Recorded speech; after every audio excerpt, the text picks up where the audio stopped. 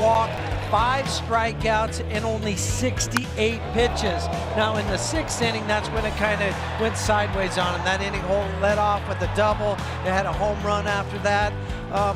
That's what you need out of Tyler. You need those first 5 innings that we saw in Washington, or against Washington, for the extra 2 innings to get you through the 7th. And he draws a tough bull. He draws the ace of the Arizona Diamondbacks, a guy who, albeit didn't have a great first year in a D-back uniform, but Zack Greinke has been better this year. One caveat: the Rockies traditionally have swung the bat well against Greinke. Yeah, even the last the 3 games that they played against him last year, an ERA well over 6, and Zack Greinke has kind of found his stride, I guess, a little bit here at Chase Field. But the last start against the San Diego Padres, he goes out and gives up only 1 earned run. Much different this year than he was last year, but it's still Zack Greinke. You know you're going to get the fastball, the slider, the curveball, the changeup. He's going to mix and match here and there. Still an impressive pitcher when you look at it, and the total number of wins he has in his career, you know, well over 150. But again, it goes back to Tyler Anderson. Pitch your ball game, because he's drawn some tough balls this year. I mean, he's matched up against Clayton and a few of the other guys. So, you know what? This is what it is. It's the big leagues, but you need to go out there and give your ball club a chance to win. That's right. And the Rockies, with the win last night, back into first place in the National League West. A lot of conversation about number 20 in the pregame show. Ian Desmond will have more on his progress in returning to the Rockies when we come back.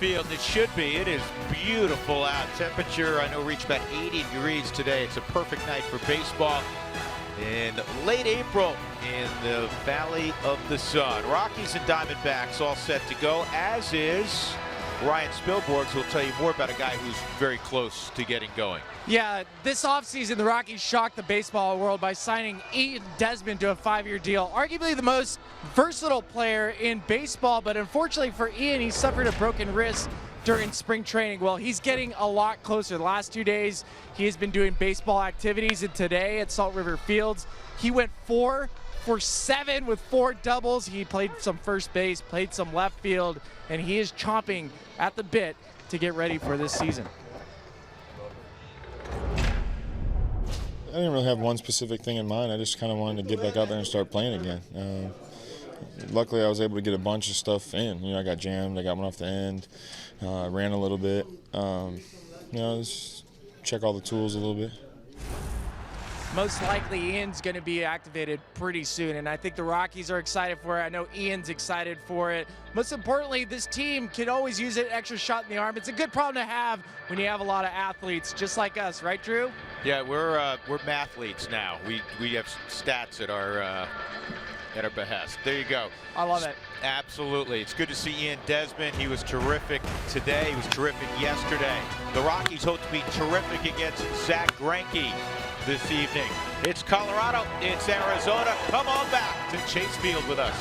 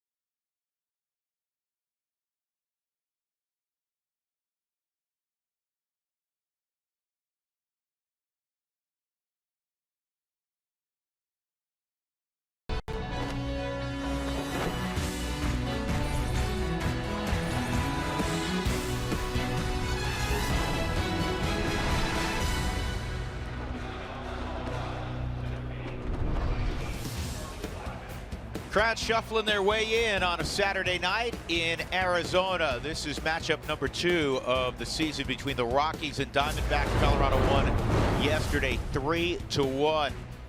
And it's nice to have the roof open, though the panels are closed. And that will always remain as such, we've been told, because their analytics department studied when the panels are open, and the baseball really flew with the panels open. So I don't think you'll see that anytime soon. First pitch of the ball game from Zack Greinke is in there, strike 1 on Charlie Blackmon. Charlie has a 13-game hitting streak going against the opposition, and he's always hit well against Arizona. That fastball's up high, ball 1. And Charlie, in his career, is a .303 hitter against Greinke. That's pretty consistent up and down the lineup. Yeah, this lineup has hit .295, Huey, with 9 home runs and 28 RBIs lifetime against Greinke. Yeah, not intimidated by the name, for sure, for Zack Greinke. So we mentioned a moment ago in 3 starts last year against Colorado, Greinke was 0-1 with a .648 ERA. He gave up 12 earned runs and 16 2/3 innings pitched. He's a guy that is always around the zone. And I think at times that helps. You don't have to worry about him being so far out. And he gets him to chase up, and Blackmon is gone. Let's take a look at the Rockies lineup this evening. Southwest batting order. Buddy Black has DJ LeMahieu back in there after yesterday sitting out as a starter. He did pinch hit for the first time in almost a year. And then it's Nolan Cargo, a couple hits yesterday. Great numbers against Greinke. 4 home runs and a .382 average. Reynolds, Parra, Story. You know what he's done against Greinke. Tony Walters, and then Tyler Anderson. On the last couple starts for Zach, 14 innings pitched, 17 strikeouts, and a 1.17 ERA. It will be a fastball, slider, changeup, curveball, but he has 30 strikeouts right now, or 31, I should say. 22 of them have come on off-speed pitches. So keep an eye on that as we travel down this path of the baseball game. DJ gets another fastball and he fouls it off. Greinke in his second year after coming from Los Angeles, and he signed that whopper of a deal. 2015, one of the more remarkable seasons for a starting pitcher in a long time. He did not win the Cy Young Award in 2015, despite going 19-3 with a 1.66 ERA. You say, how in the world didn't he win it? Well, that was the year Jake Arrieta also was fantastic.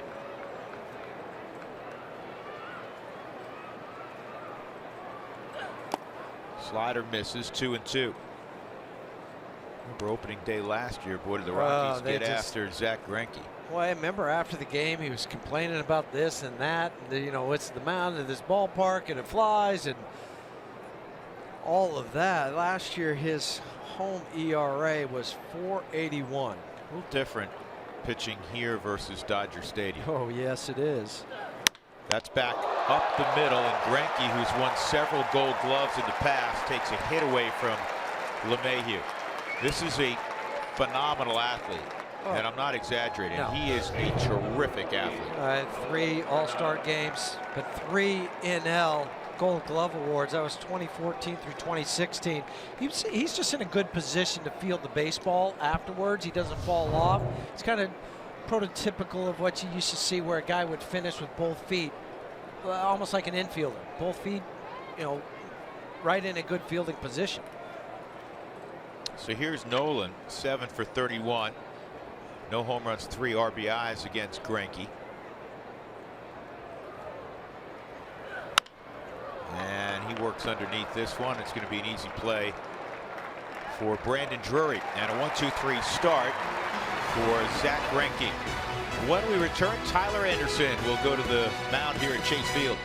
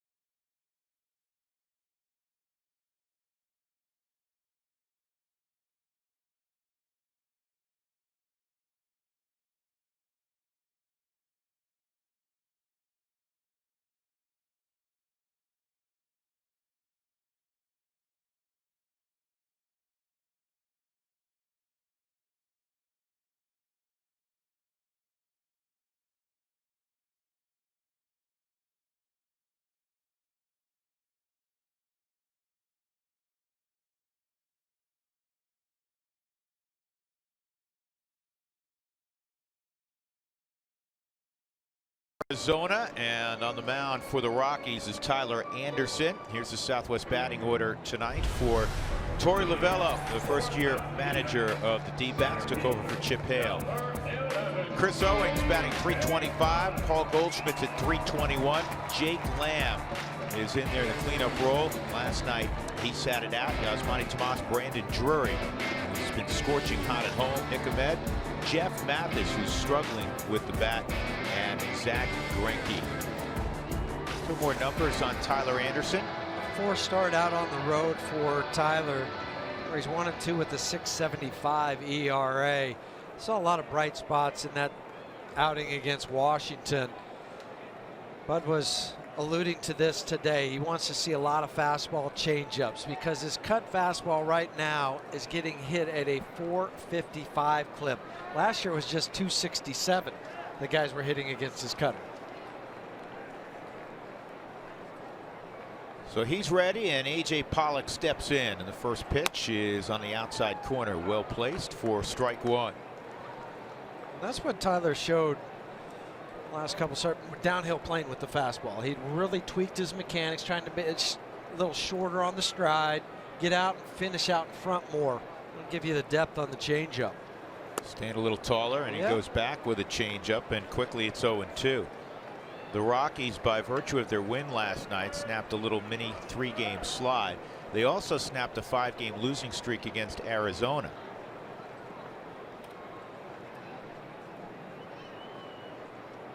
Finishing hitters at times has been problematic this year for Anderson. He left that up, and it's a 2-strike base hit, and there have been way too many of those. Exactly. And they wanted the fastball up, and it's okay sometimes to throw up. We've talked about that before, but you just threw 2 good pitches, a fastball down and a changeup down. You want the fastball up, but it ends up belt high. On an 0-2 pitch, when you've got hitters that you're thinking, well, I got to make sure I get a, maybe just try to foul a ball off. Yeah, and that's what happened in his last outing.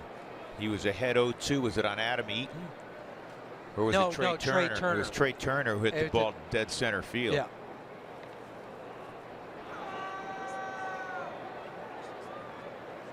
And that 0-2 pitch was designed to be up out of the strike zone. It's going to be a chase pitch. Instead, it was, as you described, basically belt high. Chris Owens playing right field tonight. He can really run. And Pollock at first can run. 30 stolen bases this year for Arizona. By contrast, the Rockies have only 4 stolen bases.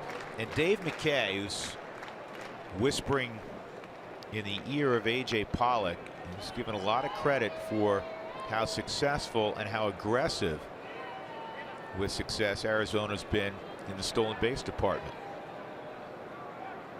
They've only been caught 8 times, and so their success rate is 79%, where 75% is the mark, I think, where if you're below that, you're not a successful team and you shouldn't be stealing bases. But they got some guys out there that, 86%, 85, 85% success rate.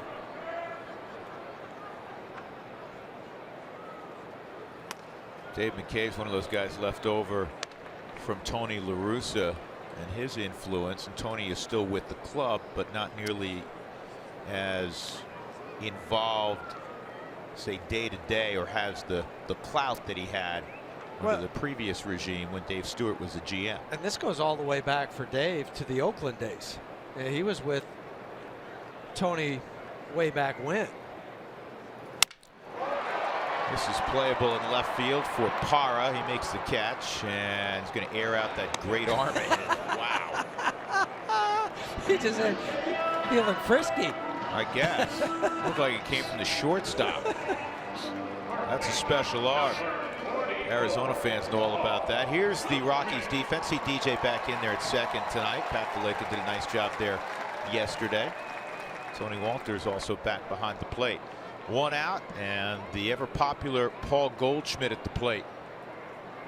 He drove in the only run against Kyle Freeland in the Rockies bullpen last night when he hit a laser back up the middle off the bat at 105 miles an hour. Unfortunately, Freeland ducked out of the way. Oh, so close, he could have given him a haircut.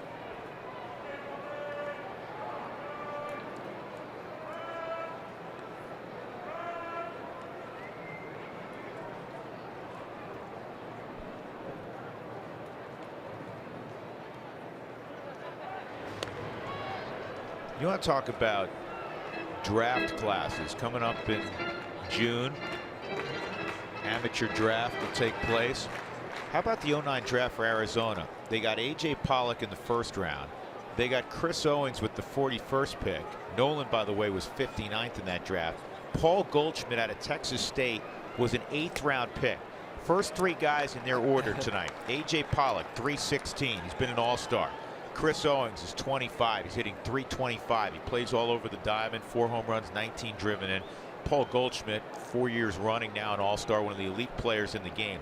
All out of the same draft. And all started in rookie ball together. So they've worked their way up. They've formed that bond. It's just not only an organization, but as friends now. Owings came out of high school. Pollock was out of Notre Dame, and as we just said, Goldschmidt at Texas State in San Marcos, Texas. They're all pretty athletic. Good find there. Yeah, you have a draft like that.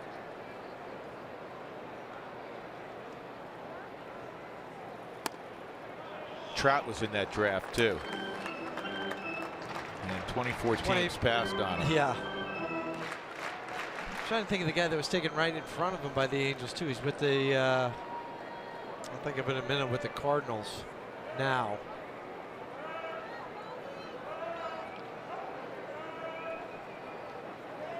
Piscotty? No. Yeah, Randall Grichuk. 3-1 on Goldschmidt. And now you have a little problem. 2 on. Goldschmidt walks as much as anybody in baseball. And that'll bring up Jake Lamb. But you still have to be wary of the guys on the bases. You saw A.J. Pollock last night steal two bases, one including one at third. Yeah, the only thing that aids the Rockies in this situation is the fact that Lamb's up there, so you'd have Tony throwing to an open side. Yeah, but you also have Nolan a little further off the bag because it's a lefty. So if he feels like he can get it, he'll go. 1-0 on Lamb.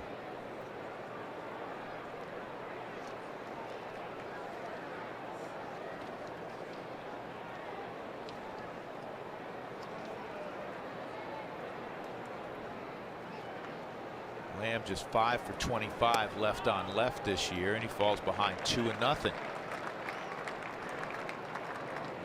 Mike Estabrook is the home plate umpire. Jerry Lane, the crew chiefs at first. Marvin Hudson at second. Toby Bassner has joined the crew. He's at third.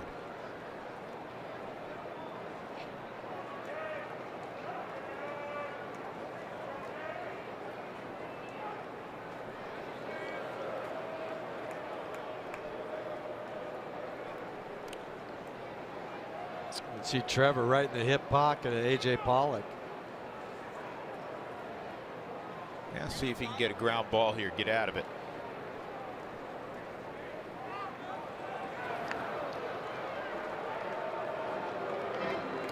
This is the old daylight play.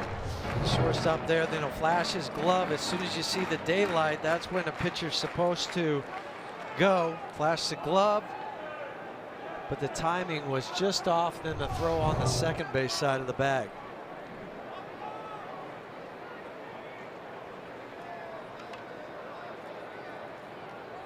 Runners take off, and the throw to third, not going to get him. They've done it again. Another double steal. That's 32 stolen bases, and they have 16 stolen bases in the last 5 games and 1 inning. Yeah, now for A.J. Pollock, he just tied Billy Hamilton of the Reds. He'd been 1 behind. Billy had 10, now A.J. has 10, and Paul Goldschmidt has 7.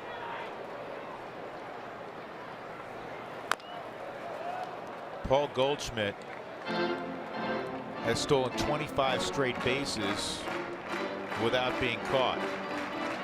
That's probably the easiest one he's had on the back end of that double steal. Now Billy has 10 of the 22 for Cincinnati.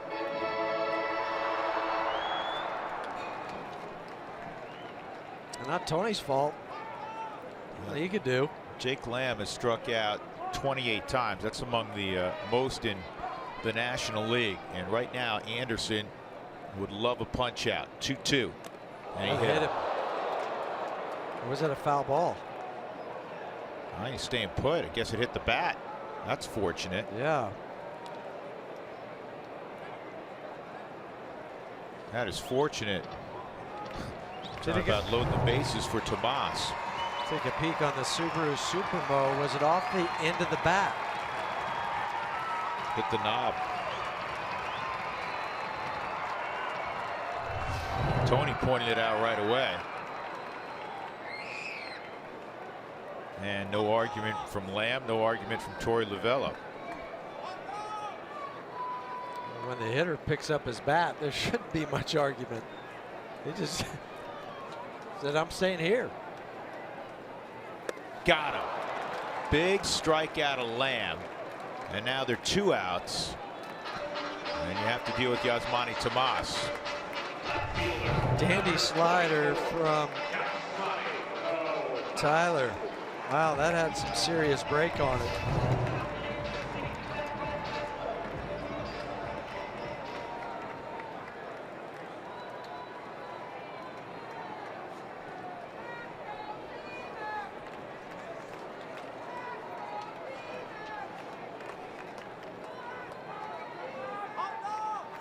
Tomas hitting much better at home. In fact, over his last 32 games at home, going back to last year, he's hit .336 with 10 home runs. He's driven in 39. He's also 4 for 6 career against Tyler. Inside. Tyler just a moment ago was motioning to Mike, the home plate umpire. Was that in or was it up? Where did you have that? And Mike said it was in. So he's just trying to define the strike zone. It's been a 22 pitch first inning for Anderson. He can get out of it without any damage if he can get Tomas. Good pitch.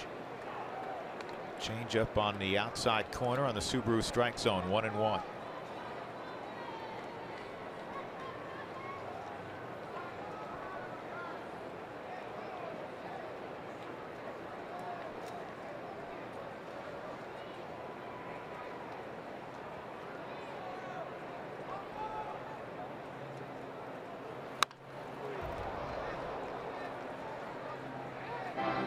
Anderson will throw 2 different changeups.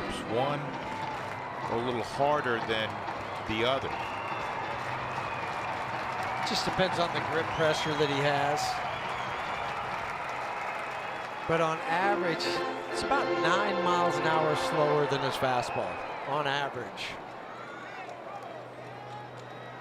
You'd like that variance right in there, yeah. 9-10 miles an hour. Yeah, I think 9 to 12 is really good. Sometimes 8's not quite enough. The average for Tyler is 83 on his changeup.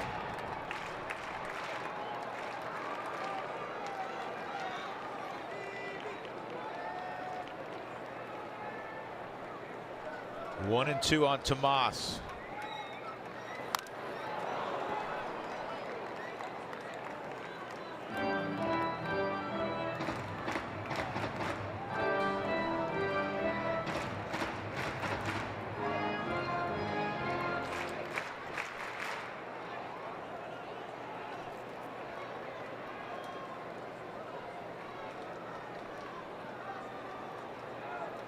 What do they go to here? If they come in, no, they want up and in. And he got him to pop up. Good execution there by Anderson. Blackman calls off Cargo. And job well done. Anderson, sticky situation, second and third, 1 out. And he gets out of it. We'll go to the second.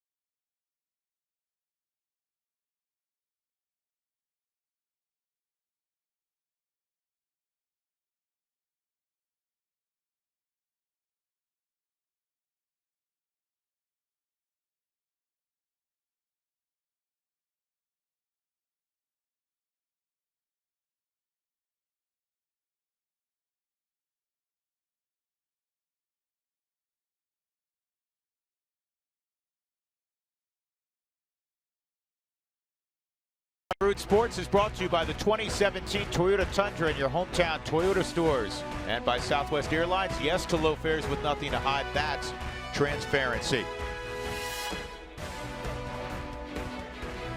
No score. We go to the top of the second inning. Carlos Gonzalez will lead things off on a pretty night in Phoenix against Zach Greinke. Roof was closed last night. Wide open tonight. The ball always travels well here, and that much more so with the roof open. Cargo takes strike one. You're talking about the panels being open. How about some of the balls being hit during batting practice, and that's why they closed them. I mean, the ball was absolutely flying in batting practice. 1-1.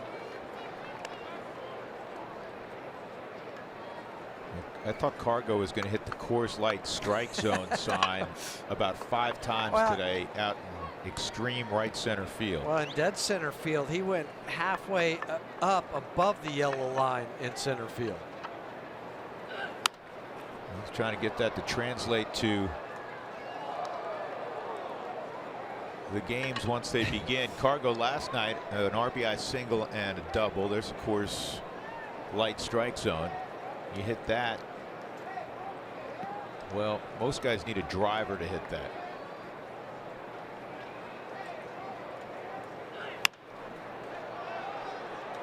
Cargo lined a double off the base of the right field wall last night. He's got the average up to 225, a far cry from where it will be. He's hit 272 in the month of April in his career. By far, that's his worst month of the year. So this slow start is not far. No, but you know it's going to change. I always get the question is, you know, why does that happen to some guys? Why are some guys slow starters and other guys are fast starters? It's hard to have a reason why.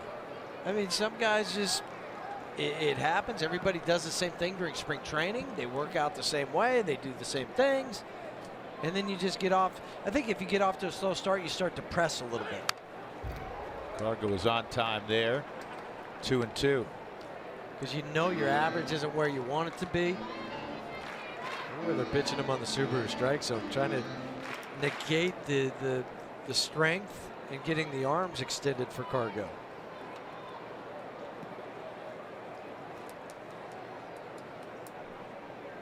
Greinke works right in the middle of the rubber.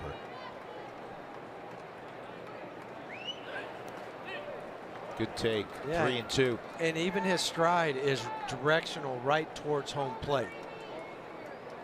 So that way he can work both sides of the plate. He can try the hip side fastball to a lefty to bring it back over the inside. He can fade something away to them. Right-hander, same thing. Slider, work it in or out.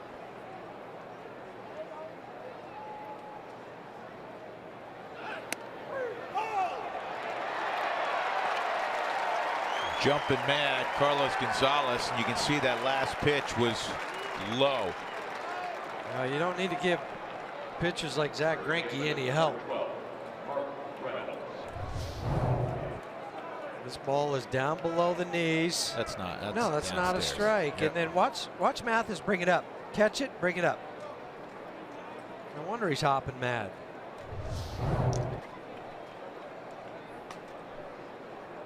Here's Mark Reynolds.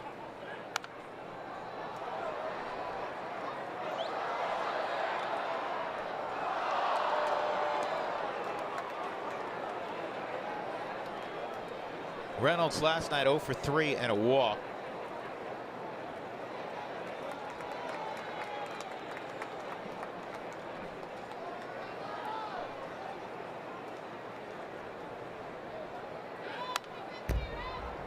Two strikes on Reynolds.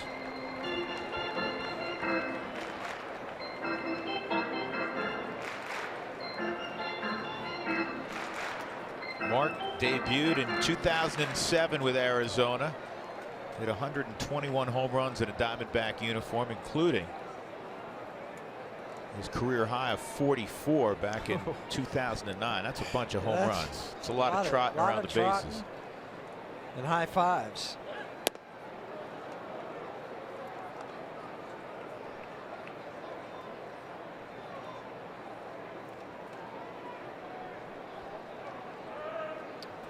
46 ribbies.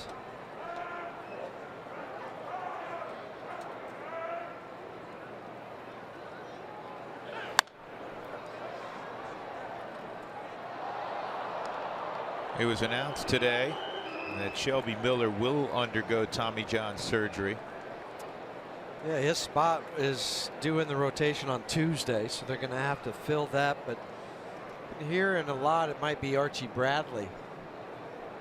Well, I know that Torey Lovullo is somewhat reluctant to do that because he's done such a great job. That's caught, so it's a strikeout. He's done such a great job in that kind of Andrew Miller role that became. Well, and also how long would it take to build him up? The first 2 or 3 starts, he's not going to be able to go out and give you 100, maybe 60, 65 pitches. First-year manager, 7th manager in the history of the Arizona Diamondbacks. And the Rockies have had 7 managers, been around 5 years longer. Here's another former Diamondback, Gerardo Parra, a couple Gold Gloves in a Diamondback uniform.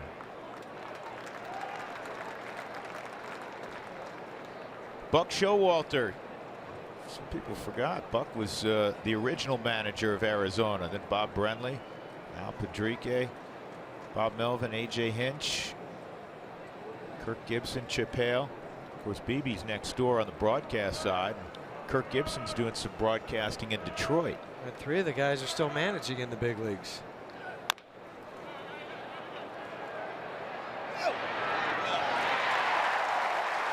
Greinke flips to first, and the Rockies are done in their half of the second. Greinke has retired all 6 with 3 strikeouts.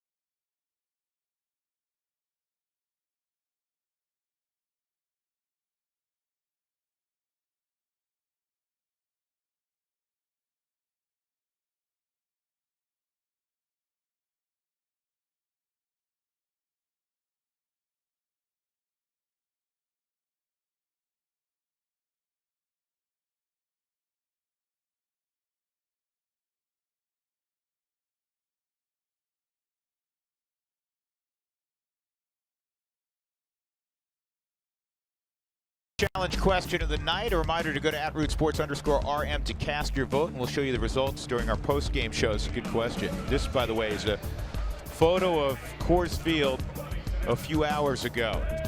What's your method of snow removal? Shovel by hand, use a snow blower, let it melt. That's Huey's method. No. And D, hope my neighbor does it, which is what Spilly is Oh, I told got you. going right now. I told you what, if I could have added another one, we could only do 4, so I would have added an E. Let my kids do it. That's the preferred method when they're home. That's a preferred method for us. But unfortunately, since I'm gone a lot, I think it falls on my wife. Chris? Yeah. But you don't need a snow blower, a shovel, or kids or a neighbor to help you out with any snow. Now that would be a story. Yes, it would. 1-1 on Brandon Drury, and Drury hits this a ton descent to left, and Arizona's on the board. First home run of the year for Drury.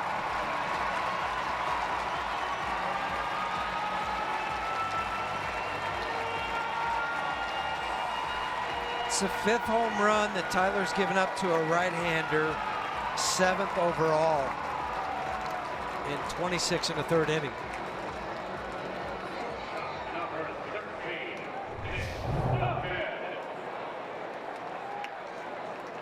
Change up. Another one that didn't get down, and Drury, who's been hitting .370 over his last 9 games, doesn't miss it. Nick Ahmed bounces it to his counterpart Story. 1 out.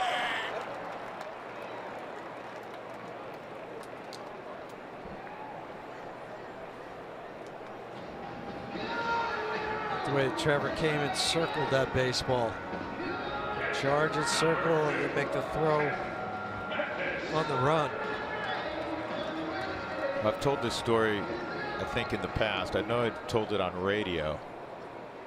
But our good friend Mark Schlereth years ago was a neighbor. He lived a couple doors up, and Mark was still playing at the time. And I was coming back late from a Nugget road trip, and he always said, "Hey, you know, let me know when you're on the road, and if it snows, Daniel and I'll come down and shovel the driveway." Or actually, it was more Daniel. I think he wanted Daniel to, as he said later, to have a work ethic, right? And so one night I got in like 4 in the morning, and it was snowing out, and like 8 in the morning I hear scraping on the driveway, and the Broncos are playing at home that day. Garage, yeah, look out the window, and there's Stink. There's Stink with Daniel, who was probably 12 or 13 at the time. Jeff Mathis fouls this off, and they're shoveling my driveway, and I'm thinking, they've got a game later on. Yeah, Mark's got a game later on. This is embarrassing because I'm not out there, and now I'm not going to go out there right now because. See, what you should have done is when you got home, you should have done your driveway and his at 4 in the morning, so he didn't miss the game. Thought he was at the team hotel. I don't know what he was doing. Anyhow, I went to the game later, and the Broncos, fortunately and somewhat naturally, they were great back then. They won, and I go to Stink in the locker room. I said, "What in the world were you doing?" He goes, "I got to get that kid a work ethic." Well, Daniel ended up having a great work ethic because he was a first-round pick. Oh man, this is gone also. Jeff Mathis, who was 0 for his last 27. 114 average coming in, 1 ribby, just made it 2-0.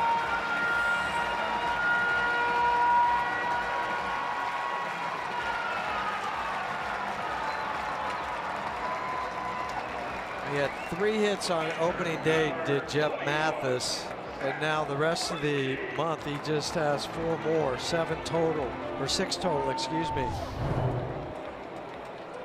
Subaru Supermo. Little toe tap.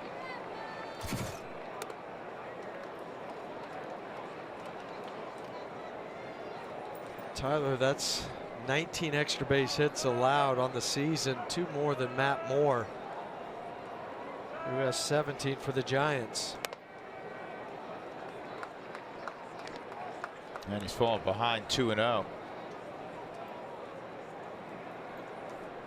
His mistakes, those 2 pitches that were hit out were in the center of the plate. I mean, they were middle as pitchers and pitching coaches say. They're not being missed. Greinke's a terrific hitter, and it's 3-0.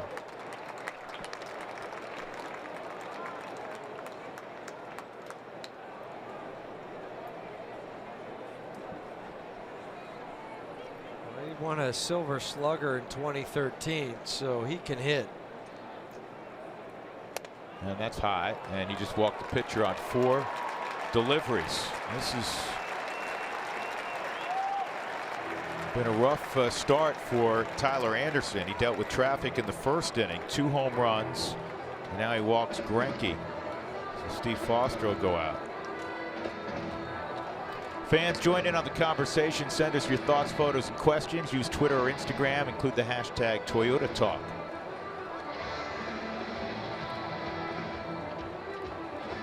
See, all right, that's getting after your driveway. That wasn't one of the options. No.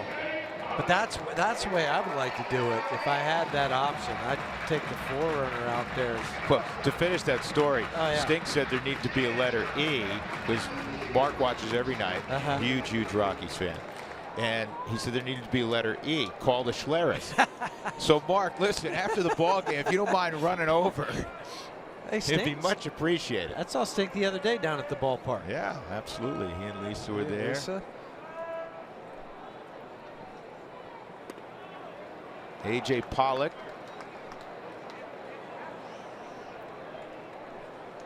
So did you ever pay him back? Did you ever go do his driveway? No, I owe him big time. Okay. I'd like to lie to you and tell you differently, but I can't. Especially with Mark listening right now. Well, now I want to make sure that, Mark stays fit and trim. Looks good. Looks great. Too many, as Keith Jackson used to say, the big uglies up front. Too many of them go the wrong direction. But Mark and there's other Jeff Saturday. Jeff Saturday is an example. Lost a ton of weight after their playing days. Tommy Nalen lost a ton of weight. Here's the 1-1. That's in there, 1-2.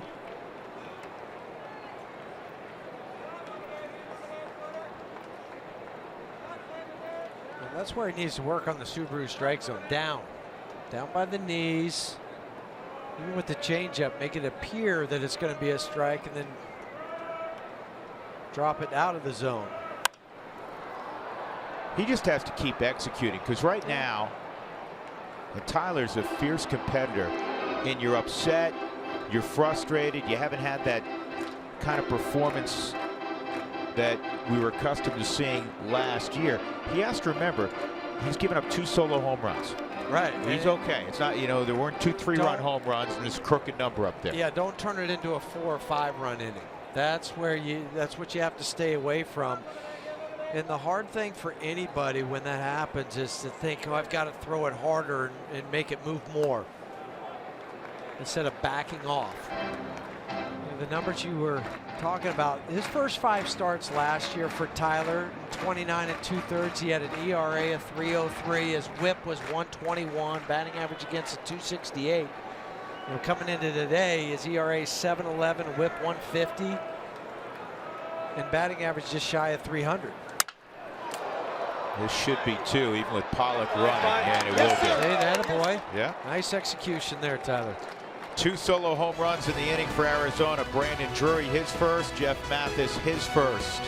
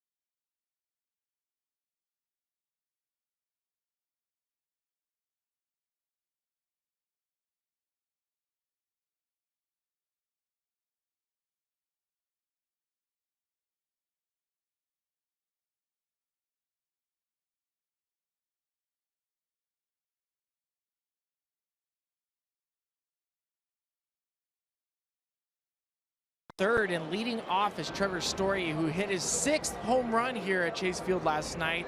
And in 32 at-bats, he has done a ton of damage. So I asked, what makes Chase so great? I enjoy playing here. It's I think it's familiar.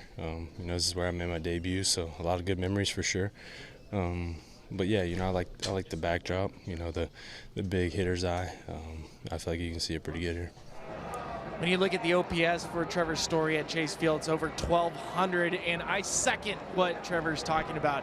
This is by far my favorite batter's eye as a player. It's big, it's green, you can see the ball well, and that's something that Trevor sees very well. And more importantly, he knows when you put the ball in play, the ball will travel. Guys?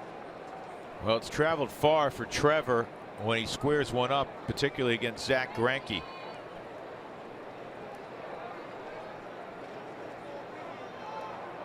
4 for 10, 2 home runs against Greinke.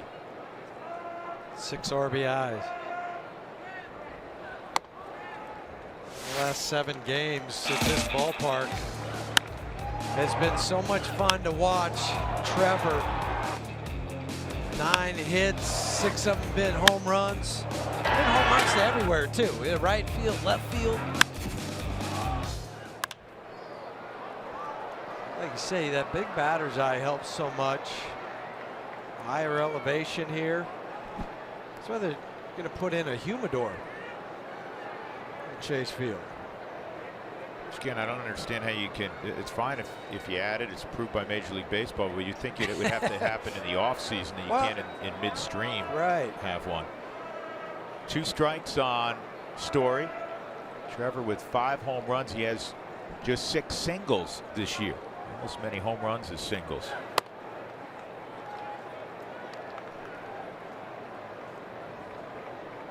Yeah, I'm with you though. How do you just put one in the middle of the season? You didn't know you were going to do this in November and call Jim's shop and have him make you one and get it in by April 1st?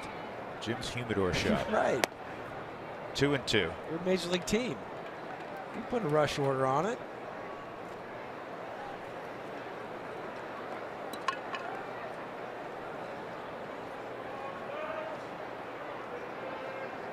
Looking up on that big board, they still list Trevor. It's like once you sign, that's the height and weight you are forever.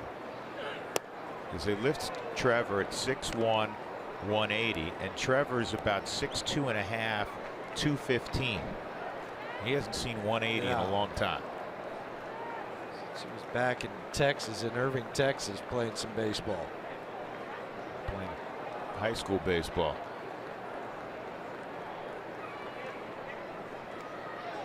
Rockies looking for their first base runner. Greinke has struck out 3.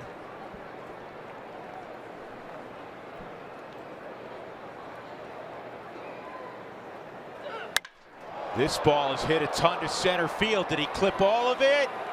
He's done it again. He owns Zack Greinke.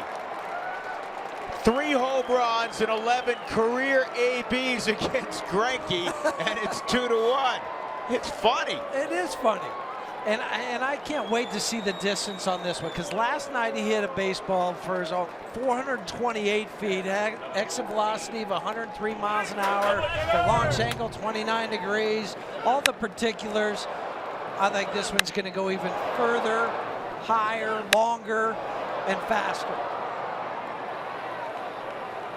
A.J. Pollock stopped running after 10 strides. It's almost identical, Huey, to the one he hit last night. That's what I'm saying, but I think that one might be further and harder. Subaru Supermo.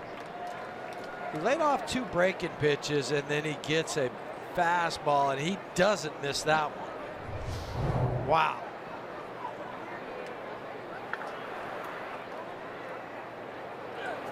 This is lined to center, and it's a base hit for Tony. He's just a hit machine. He is raking right now. And everything for Tony has been up the middle the other way, but it's all been on the line. It's not the flary types. It just kind of just flare over into left field. You know what he's become? He's comfortable with who he is offensively. He knows who he is offensively. And that's 3/4 of the battle. I like his upper half and his body positioning.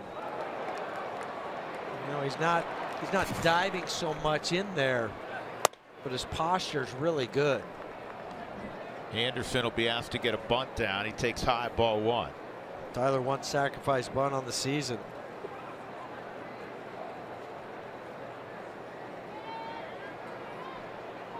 This is where, for Tyler, bunt it towards first.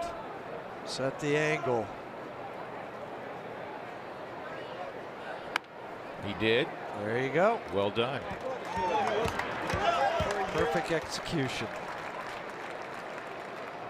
So the Rockies have the tying run at second. Charlie Blackmon coming up. Fans, when the Rockies score 7 runs or more, go to participating Colorado Taco Bell locations the next day. Do it between 4 and 6 to receive the Rockies Taco Special. Lick Moss at Taco Bell.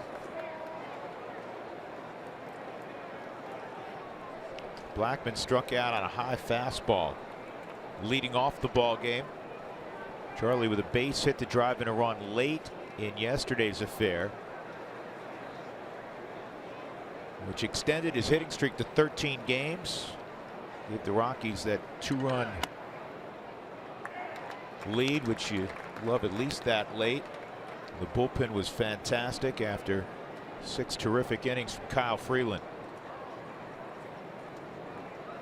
And they win another low-scoring affair out on the road.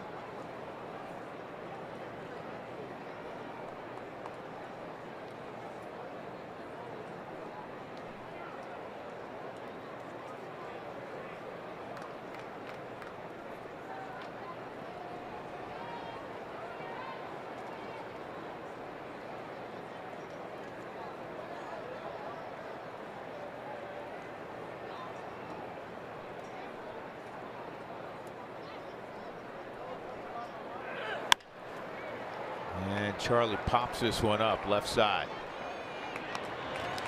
Lamb makes the catch, 2 outs.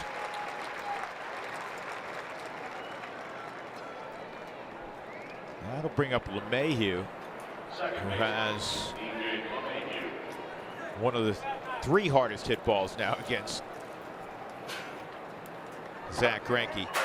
He hit an absolute missile right back up the middle that Greinke caught in his first at bat.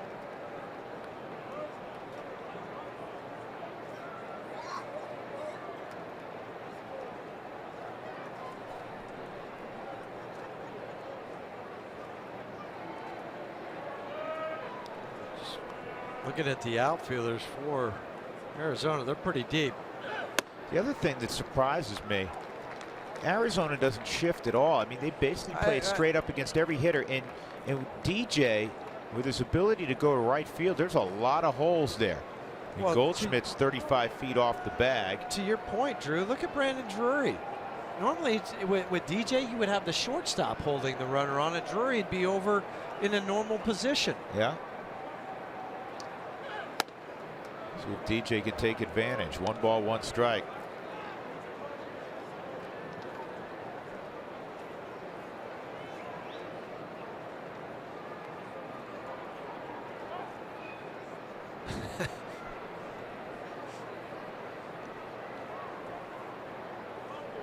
Thought he could try to catch Tony napping.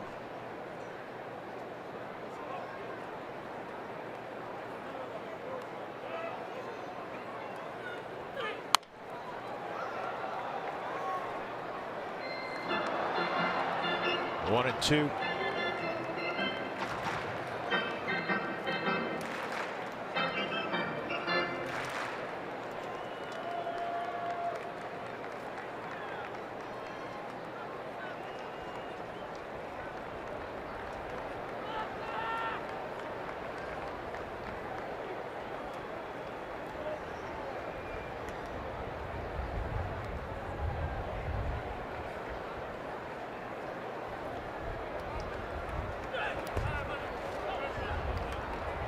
That'll level the count.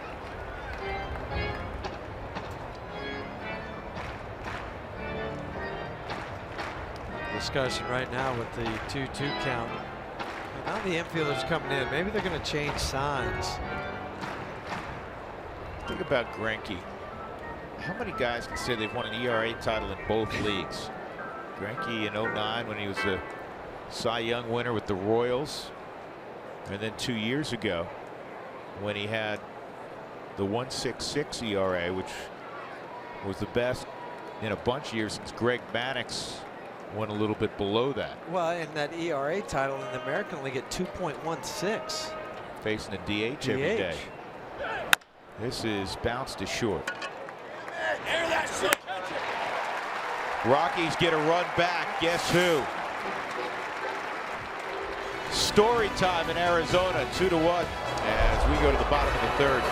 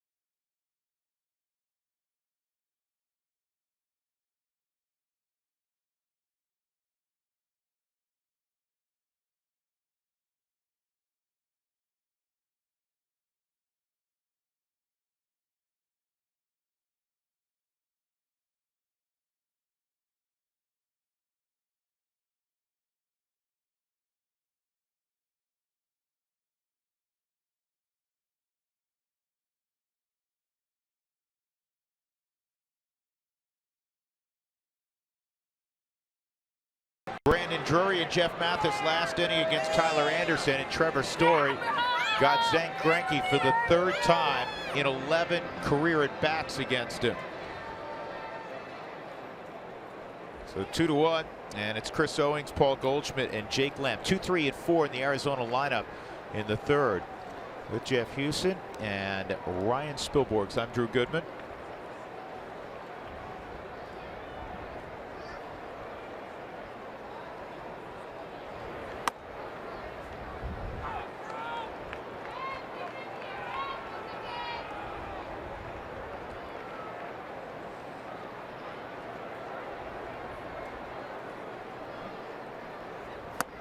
Inside, ball and a strike. It has to be feeling pretty good after getting the double play into the last inning for him, the second inning. And Trevor's home run. Got him to chase there, so it's 1-2. That's a good 0-2-1-2 slider. He buried that. Let's see if he can execute a pitch he's got here a good ahead. slider too. Yeah.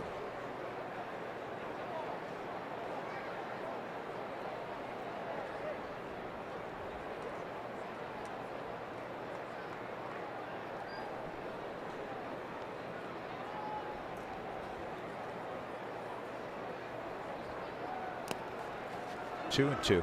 How about this? Do you realize with the Rockies and Diamondbacks 1-2 in the division, the last time they were 1-2 in the division, either way, whether it's the Rockies in front of Arizona or Arizona in front of Colorado, the last time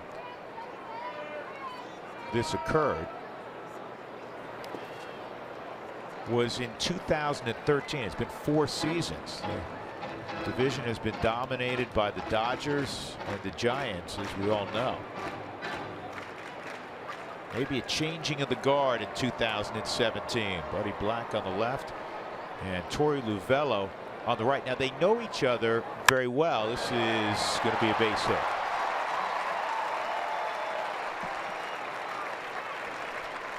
And the reason they know each other well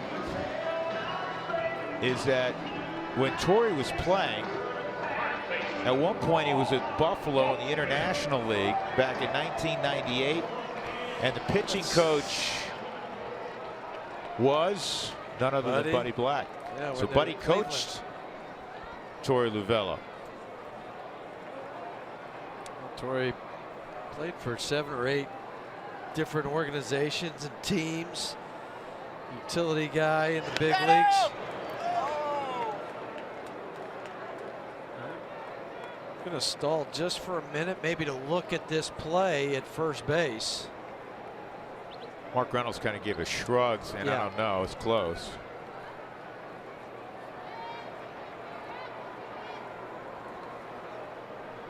He decided not to.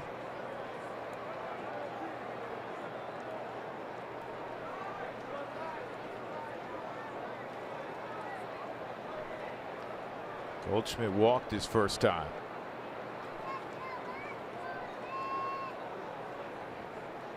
Seven stolen bases for Owings.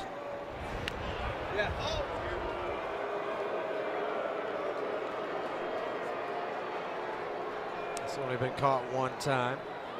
That's Chris.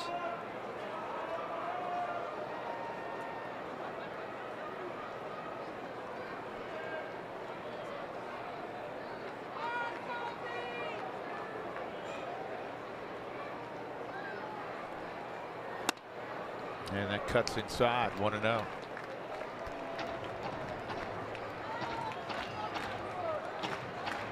he wants some stress-free innings, and I know it's early in the game, but there hasn't been yet for Tyler. No, he got ahead of Owings, and then he gives up the base hit on a 3-2 delivery. 2 home runs last inning. He dealt with 2 men on, both in scoring position with 1 out in the first, and got out of it. Drops a breaking ball in there. Quick snap throw from Tony.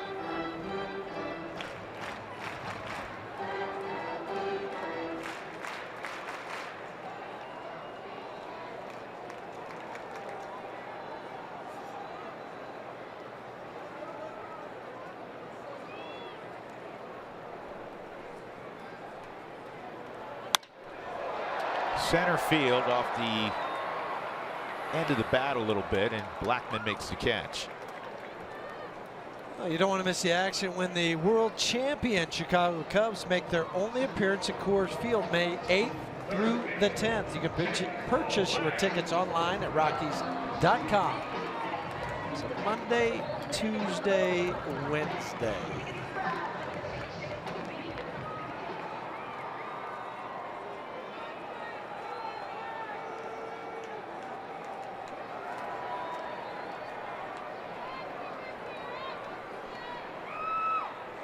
Lamb struck out his first time.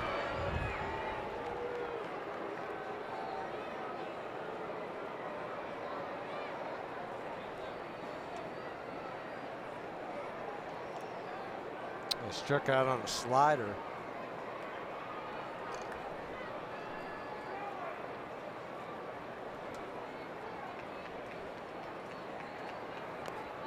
And that time he hit Lamb. Remember, Last first time he hit him, we thought he hit him, and he actually got the knob of the bat. Not this time.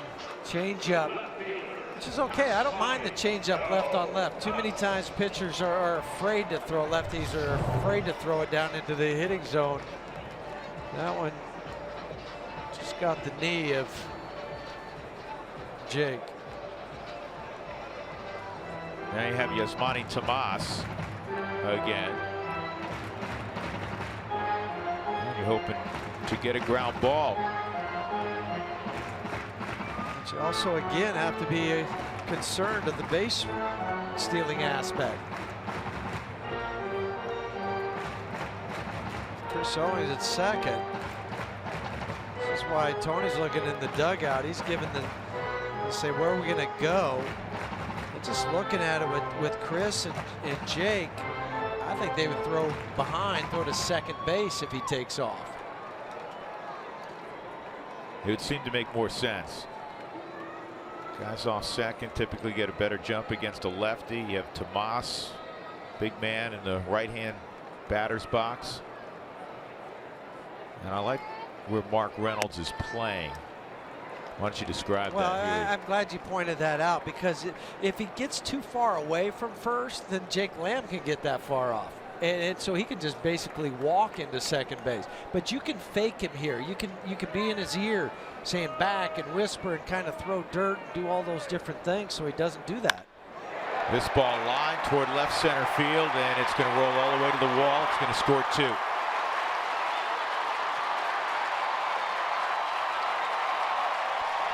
Arizona 4-1. Yasmani Tomas now has 20 RBIs on the young season. He mashes left-handed pitching. He didn't miss that pitch from Tyler.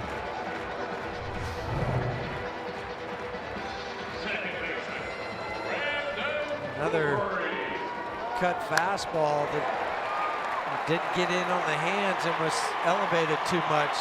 Charlie just runs it down. And a good feeling, that quick run you got back with Trevor's erased here in the bottom of the third. Drury homered to deep left. He takes inside. Is this more or less a command thing? And yes, we've seen this now, unfortunately, for Tyler in most of his starts. Because you still see the fastball velocity, you still see the changeup, some of the movement, but more often than not, it's mislocation. Falling behind and counts. 2-0 on Drury.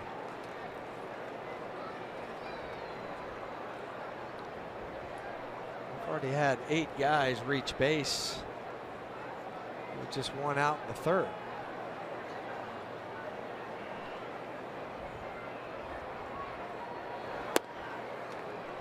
Eight of the 14 hitters he's faced, and now he's 3-0 on Drury. Any more trouble, you may be forced, if you're Buddy Black, to get up a long man at Jordan Lyles.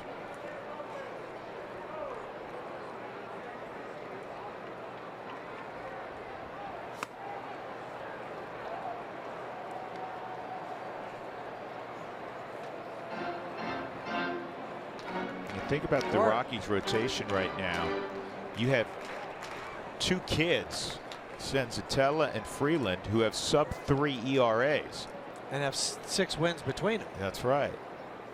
And some of the more veteran guys have been up and down. We've seen Chad. There goes runner to third, knocked down by Anderson. And he's going to get Drury at first.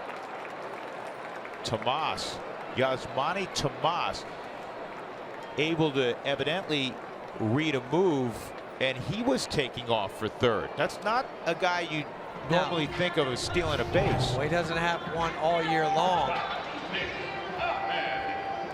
But he had a decent jump.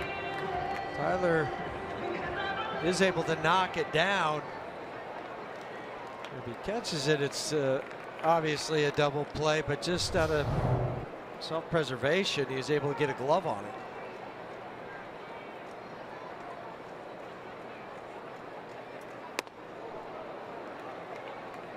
Nick Ahmed out in front, 0-1. And Tyler Chatwood had that gem in San Francisco, been pretty good on the road, has struggled again at home. So the kids right now are kind of carrying the rotation, especially in the absence of John Gray. Chad Bettis with the club again today, will be tomorrow.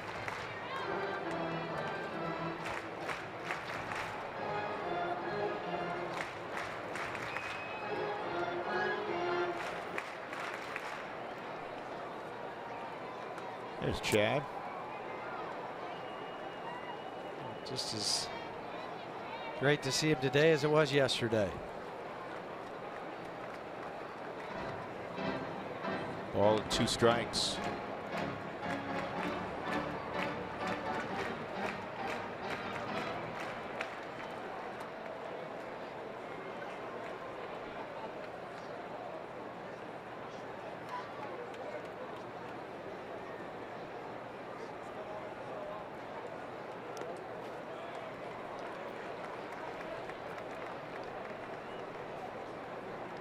62 pitches in. Yeah, not the, it's the 62 pitches, 33 for strikes, 29 for balls. Antonio Senzatella, comfortable.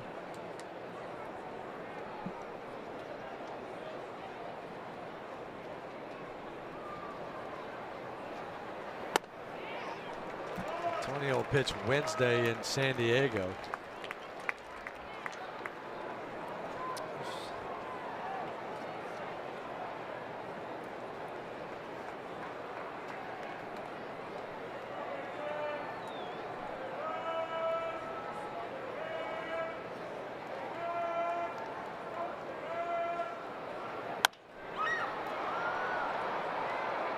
Cargo near the stands makes the catch.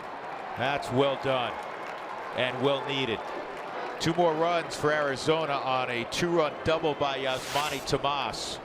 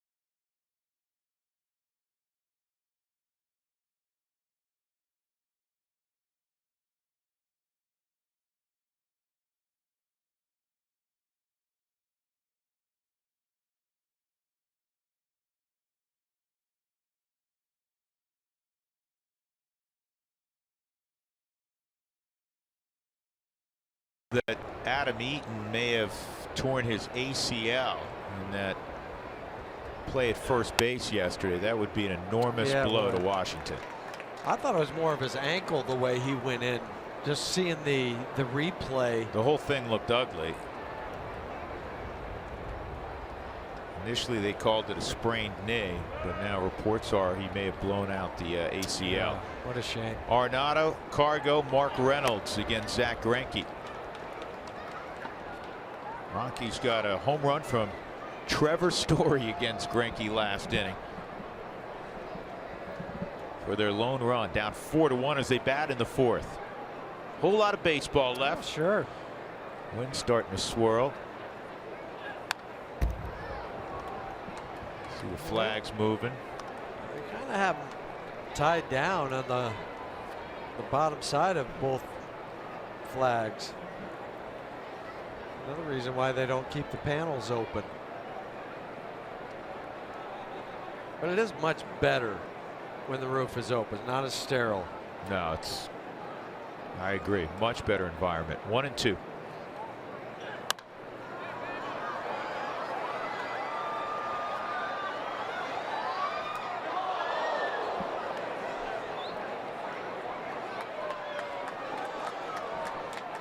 They have a roof hotline here. You can call up. I called up this morning just to see what it was going to be like. You did? Yeah, I did. Really? Yeah. Just wanted to see. what we're going to deal with later on. Did Mark Grace answer? Who answered the phone?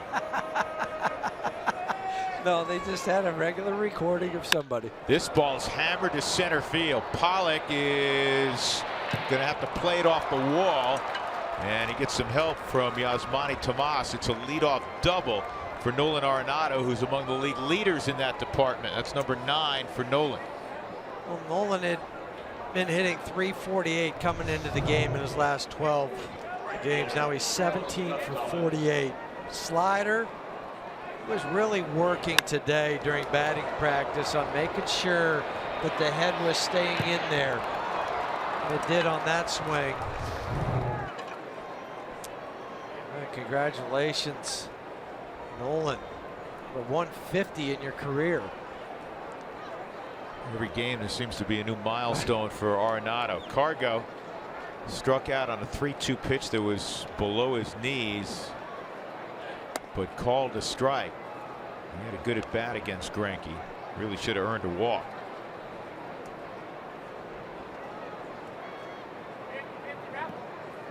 Well, we just saw Nolan with career double 150. How about hitting a home run here, get career number 200 with the Rockies?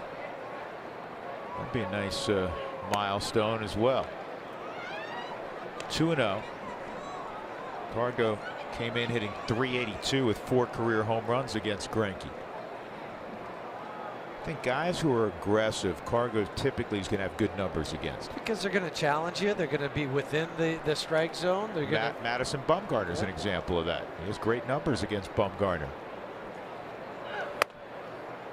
3-0. The takes are better. Well, and that one I was going to say was much better because you're amped up. You have good numbers against somebody. And so 2-0, you see fastball. Sometimes you can't hold up on it. Cargo did.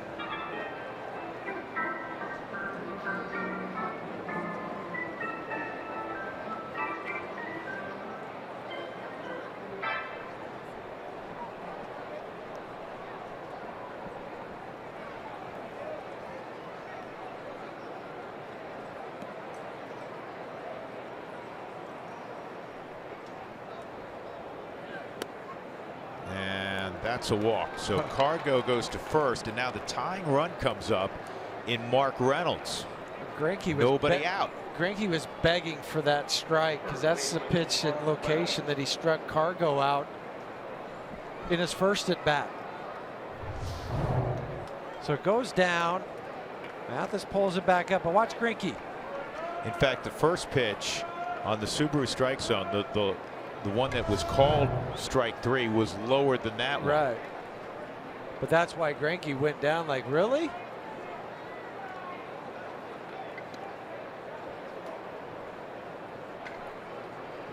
Mark struck out swinging his initial at bat.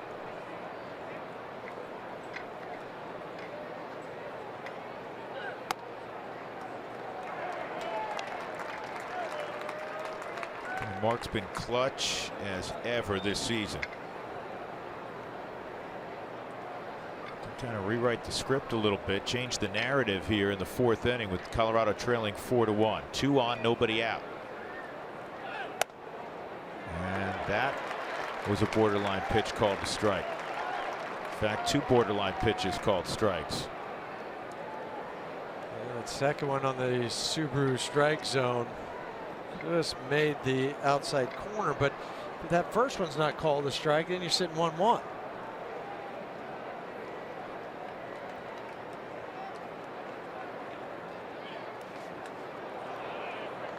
Mathis keeps it around.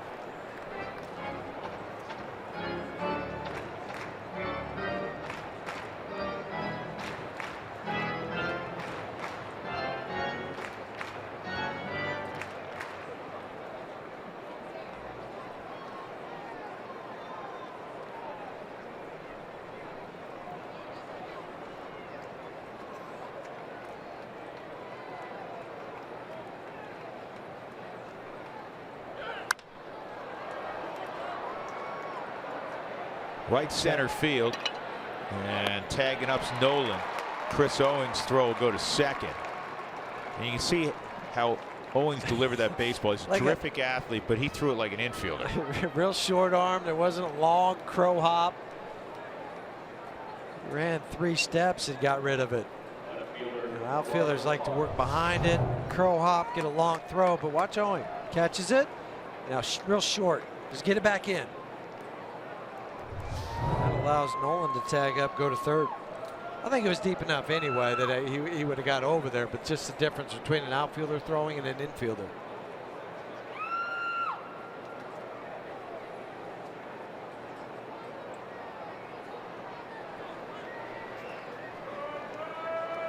Gerardo hit a little squibber up the first base line, and he was tossed out by Greinke.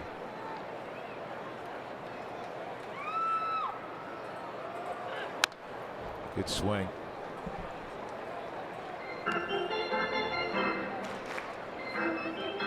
If he does hit a fly ball, you don't have to worry about with David Peralta being out of the ball game, not starting tonight. He has the strongest arm out of all the outfielders for Arizona. So they're average at best, and even in right field, Chris Owings would be below average for his arm.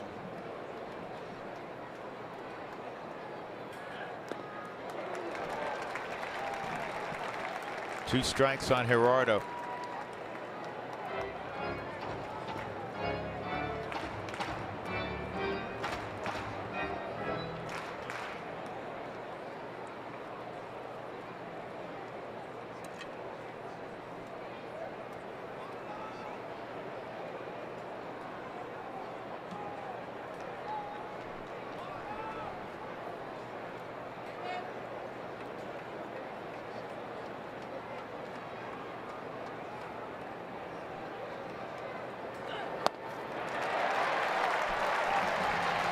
Two outs.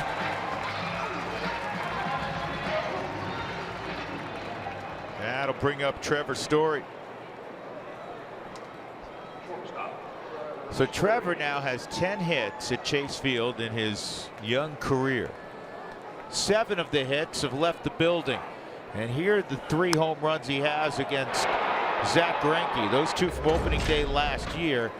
And then in his first at bat, if you missed it, well, he hadn't hit one to center yet off Greinke, Right. so he took care of that. Check that off the list. Says I got to right center last year. I got to left center. Let me just go to dead center.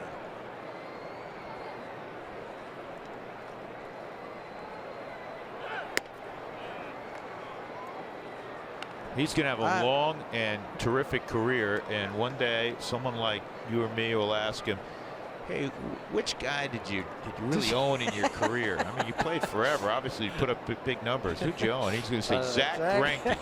Oh, I crushed him. And not just some singles. That's some long home runs. I slugged pretty well against him. 1-1. Zach might go soft and softer on Trevor now. There's some sliders, curveballs, changeups. I also think he won't give him anything on the inner third. Greinke's also going to ask the same question. He said, you had a tremendous career, man. ERA titles, both leagues. Anybody particularly give you trouble? Yeah, this young guy with the Rockies, Trevor Story. Zach Greinke has won 157 ball games in his career, 157 wins, 102 losses, with a career ERA of 3.41 and a career WHIP of 1.19. Crazy good numbers.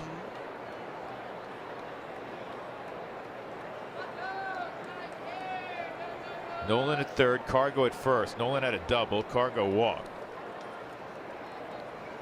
He also has a career ERA against the Rockies over 4.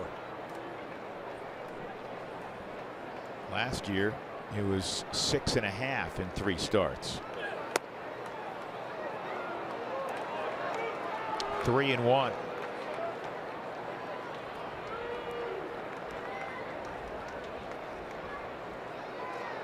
I don't know if he gets a fastball No, here, that's to your what I'm point. saying. Yeah, I don't think he does. You know, I think Zach, with the way Trevor sees him, that he's not going to give him a cookie. He went slider, ball 4. Now the bases are loaded for Tony Walters, who is as hot as anybody in that Rockies dugout. Clearly was down on the Subaru strike zone. He didn't want any part of Trevor's story. And to Trevor's credit, he took it. He was sitting off speed that last pitch, because the way he saw it out of the hand, it looked like a strike, fell out of the zone. But Trevor's, no, I know what you're trying to do here. Can't fool me. Tony Walters, a sharp single to center last inning.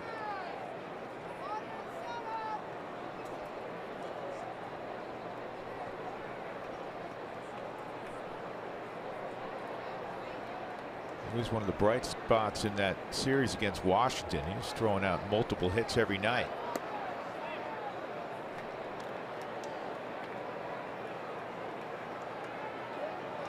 He's hitting .383 now.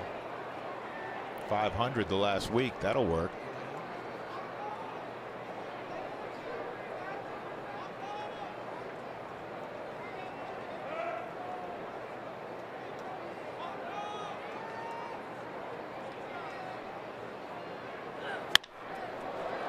This ball down the left field line, and Tomas is going to make the catch in foul ground. Rockies leave the bases loaded in the 4th. They trail 4-1.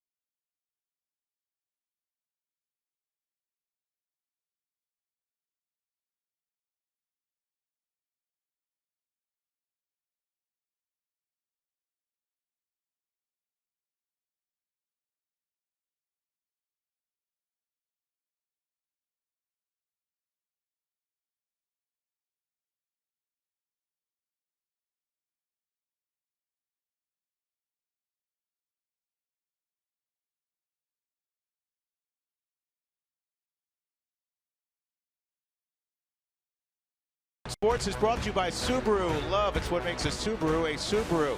By the Wyoming Office of Tourism. Wyoming is full of adventure. It's time to find out if you are too. That's why. TravelWyoming.com. And by Wells Fargo. Wells Fargo customers, get your 2-for-1 Rockies club level tickets by visiting wellsfargo.com/Rockies. See that first baseman's glove that Ian Desmond's been using? It's a Mizuno glove, but the artistry on it was done by somebody in the Scottsdale area, a gentleman by the name of Jacob Butler. He's in the Salt River Pima Maricopa community. That's the folks that own Salt River Fields, where the Rockies and Diamondbacks train. And this is beautifully done. It took Butler over 20 hours of freehand work using a burning instrument. And it's not just for show. Ian says he's going to use it. Desmond, if you missed it today, and I went out to Salt River Fields today and watched a good portion of Desmond playing in an extended spring game. So his first time up, he doubled. Second time up, he doubled. His wait, hold on. What, the third time up? Third time up, guess what he did? Doubled. He doubled. Those were all rockets. The fourth time up, he hits a pop fly down the right field line. It landed in the right spot. You know what he got out of it? Hold on. Double? Got a double. Okay. So at that point, he was 4 for 4 with 4 doubles. Hit a home run yesterday. And he also had a nice pick at first. This ball to center field. Blackman coming quickly and he'll get there. And Jeff Mathis is retired. It is time for our Rock Your Routine, brought to you by UC Health. So we go out to Salt River Fields this morning. Ian Desmond getting to hang with a bunch of youngsters. Played about 6 innings at first base and a few innings in the outfield in left. What a neat thrill for those kids at extended spring. Now's about the time when you start to get run down a little bit. Spring training ended and you're still playing some complex baseball, but he brings the energy, does Ian. So those kids got to be around a big leaguer and brought everybody up. You know, it's interesting. Ian's a big, strong guy, 6'3", 215, 220 pounds, in great shape. He's always taking marvelous care of himself. When you see, and Jeff, you can flash back to this, some of the kids that are in extended spring and their bodies are still youthful looking. They haven't quite matured yet. No.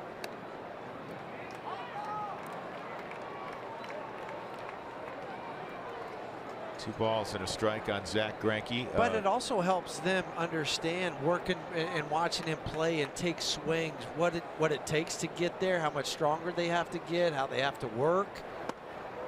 It's all a positive when somebody like that goes down and is with them for 2 days. And I was watching, naturally, everybody, all eyes were on Ian Desmond, and he's gotten to know some of those guys already. He was encouraging them. He was having ongoing conversations. It wasn't just, okay, I'm here to get my work in. I'm kind of big, and big league those guys. He did, and that's the MO on Ian Desmond's.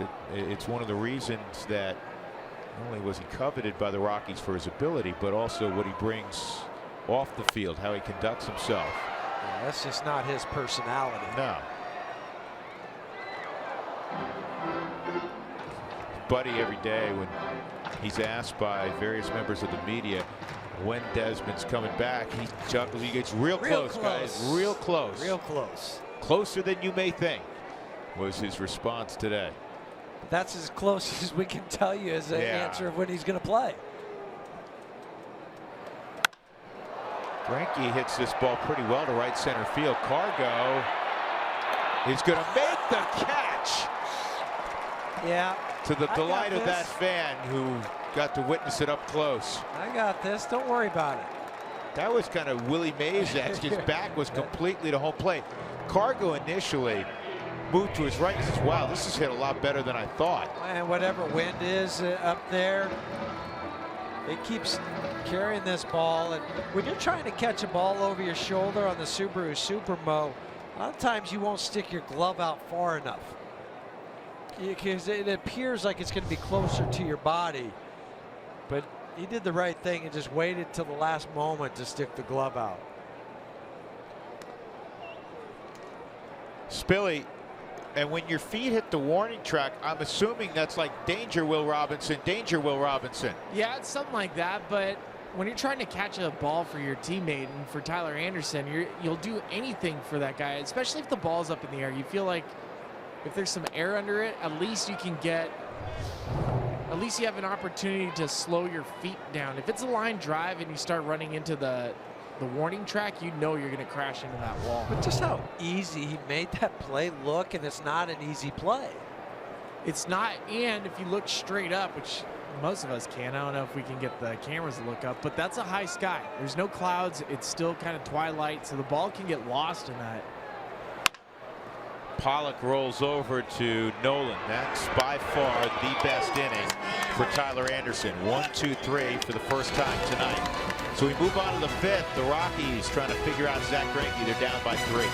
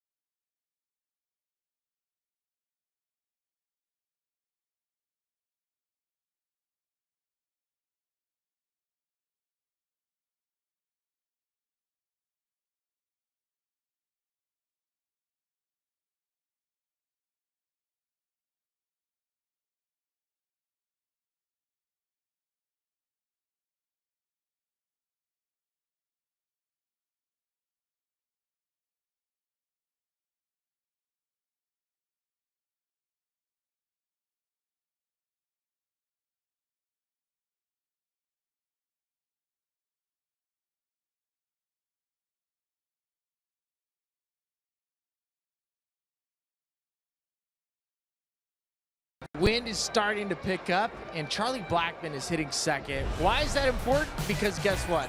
He is the best leadoff hitter in baseball. Time now for the Coors Light Cold Hard Facts. You look at those numbers. Brian Roberts is the only leadoff hitter to have more RBIs in the month of April. Charlie has 2 games to catch him, and more importantly, check out the amount of home runs he's hit. That's 9th all-time for April. There's a good chance he might catch that record by Brady Anderson. I know it's a lot. 50's a lot, but we could dream big, can't we? You have to dream big, Spilly. We've been telling you that since you came on board with us. Your smallest dreams have to go by the wayside. Let's I'm go. living my dream right now. Dream big or go home. Tyler Anderson at the plate. He takes strike 1. Hey, Spilly. Yes? How'd your radio show go today on MLB? It was great. Were you entertaining? I think so. I mean, all I know is I was making myself laugh. That's the beauty of this business is I can't see the viewers at home. I can't see the people in their car. So it's not like I'm standing in front of an audience and I get to hear laughter. I just hear crickets. There would be listeners, by the way. The viewers at home are listeners. Well, no, but aren't they viewing the television? No, they're just listening. Semantics, Drew. Yes. Semantics. But you had a good time doing it. I had a great time doing it. Now, let me preface it by saying this. Where'd you do it from, I was a little Spilly? nervous. Where am I? Where are you guys? Up there? Yeah. All right. So let me preface it by this. This morning, as I'm getting ready with my internet, it wasn't working. So I had to run down into the lobby, and right behind the front desk is a business center where I connected my Ethernet cable to. So I was able to do my radio show. Tyler Anderson goes down swinging. And so I basically had 3 hours of radio behind the front desk at the hotel registration. And at the end of the 3 hours, the lady said, "You kept me entertained. It was good. How was your show?" And I was like, "I don't know. Was it good?" And she was like, "Yeah, 3 hours. I mean, you're really loud." I thought it was a little awkward when you were down there in your robe, though. Okay, I made myself at home. But that's what you're supposed to do. That's what a hotel's for. That's when a human can truly be their base. Did you check anybody in during commercial breaks? No, but I did clip my toenails. I'm sure everybody appreciates that now who will make their way to the business suite. The Ryan Spilborg's business suite.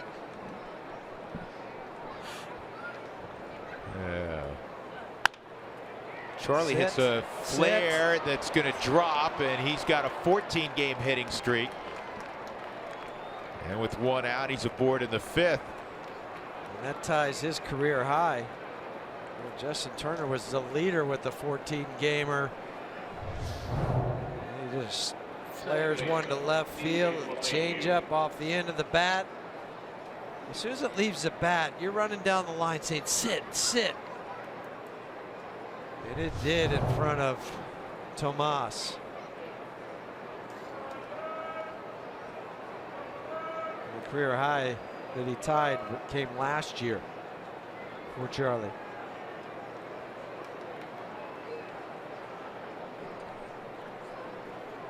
DJ a line out right back to Greinke, and also a ground ball to short.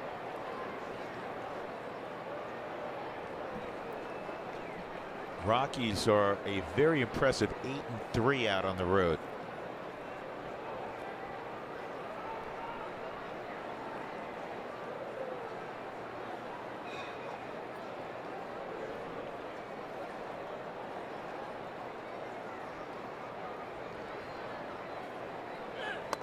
A lot of those games, 8 of them, as a matter of fact, had been decided by 2 runs or less out on the road. So you got to learn how to win those tight ball games. They're 7-0 in 1-run games. I mean, all of those, you've got to develop an attitude that even close, we're going to do this. It's been several years since the team started 7-0 in 1-run games. Charlie takes off. It was a hit and run. And they mixed up the coverage because Nick Ahmed was covering the shortstop. They left Brandon Drury home at second. Probably twofold the reasons, I would guess, Huey. One, the possibility of a hit and run with DJ, And the other thing is DJ hits the ball in that direction so frequently, right? And location of what type of pitch it was. So that's why the shortstop, who usually makes the call, will wait to see what the sign is, and then we'll relay it to the second baseman based on pitch and location.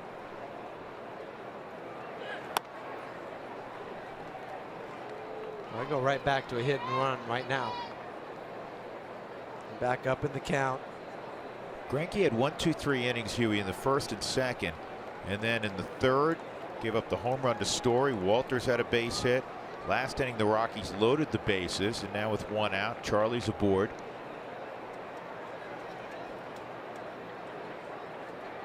So they're getting opportunities.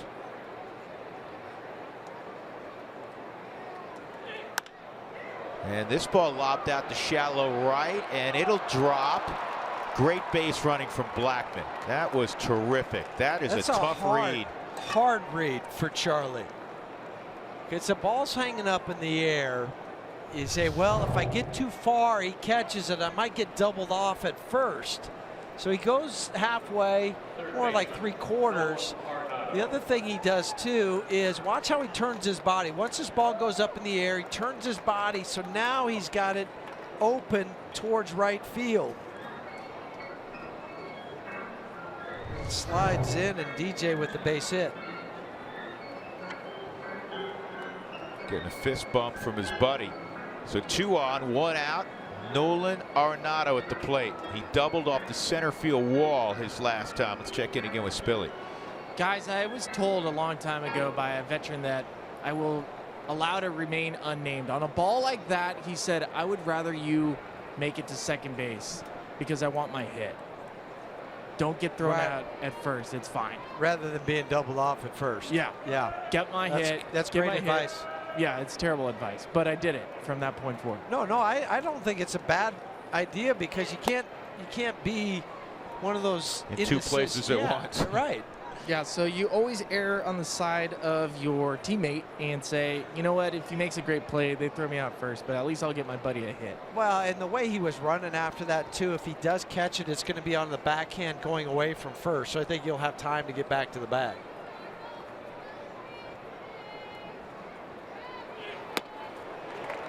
Change speeds, 1-1. Pop out in that double for Nolan, his 9th double of the year.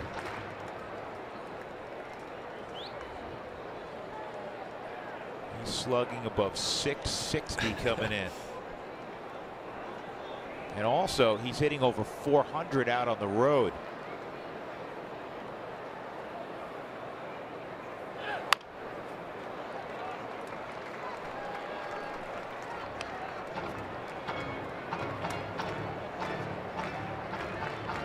You know what I think the next step for Nolan is? I mean, he's been so amazing. I think the next step is, he's got all the home runs, all the RBIs, he's got the Gold Gloves. The next step offensively is Nolan becoming a 300 hitter. Which I don't have any doubt he can do that. Nope. I'm with you. No doubt whatsoever.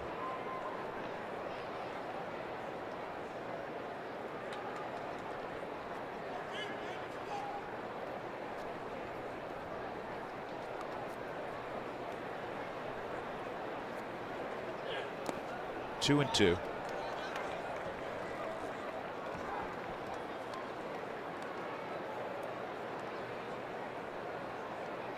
Nolan, his rookie year, hit 267.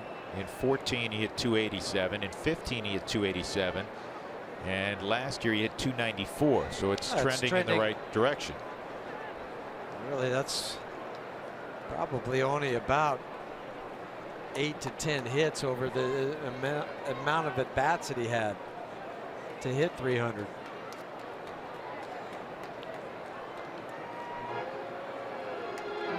Blackman's been at second for a little bit, so maybe another change of the signs.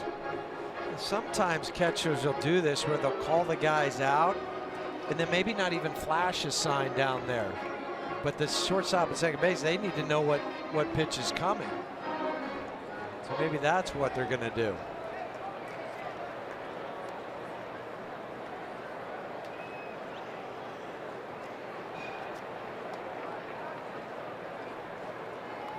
That's exactly what happened. He didn't even flash any signs.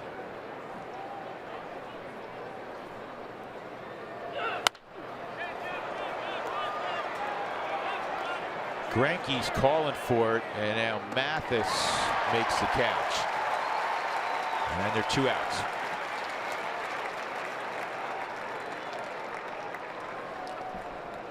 MLB.com at BAP is your #1 mobile app for live Rockies baseball. Get Rockies home screen icons and app features, as well as live game video highlights, radio broadcast, statcast, news, and more. Download MLB.com at BAP today.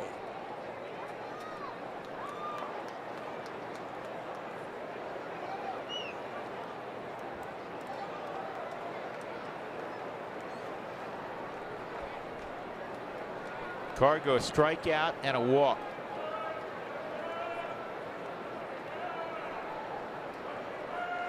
Pitches in for Zack Greinke. Diamondbacks here in the 5th, leading 4-1. The sun has gone behind the roof. This is that tough time. It's kind of dusk and the lights have been on for a while, but they don't have the same effect they will when the sun completely goes down.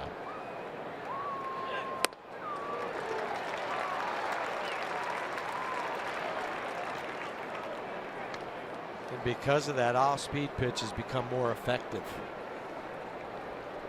Picking up the spin or the rotation is more challenging.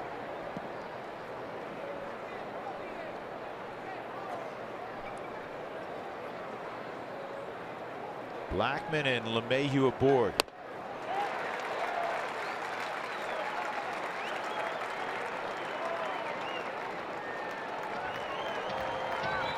They're not going to give anything into the Subaru strike zone so far to Cargo.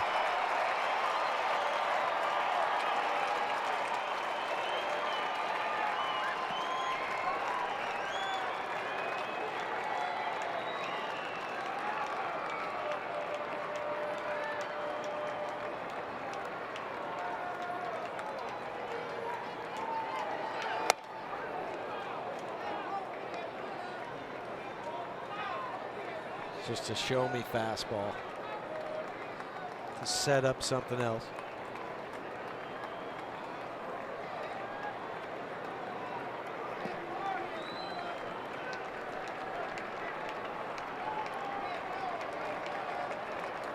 Two-two.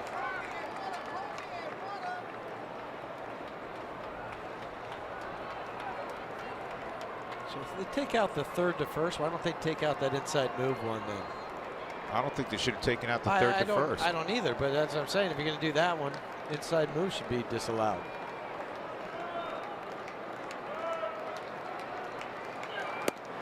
Now 3-2, so Cargo can throw out a hit. He'll have the benefit of the runners in motion. And you also force the infield, if they have to range too far, to go all the way across the diamond instead of the short throw. Saw that Subaru strike zone. It's not atypical of Greinke. His stuff's so good, and it looks like strikes, and oftentimes it's not. Amazingly, he does not have a high strike percentage inside the zone. And he gets the strikeout of Cargo on a pitch that probably was out of the zone also. Rockies leave 2 on, middle of 5. They're down 4-1.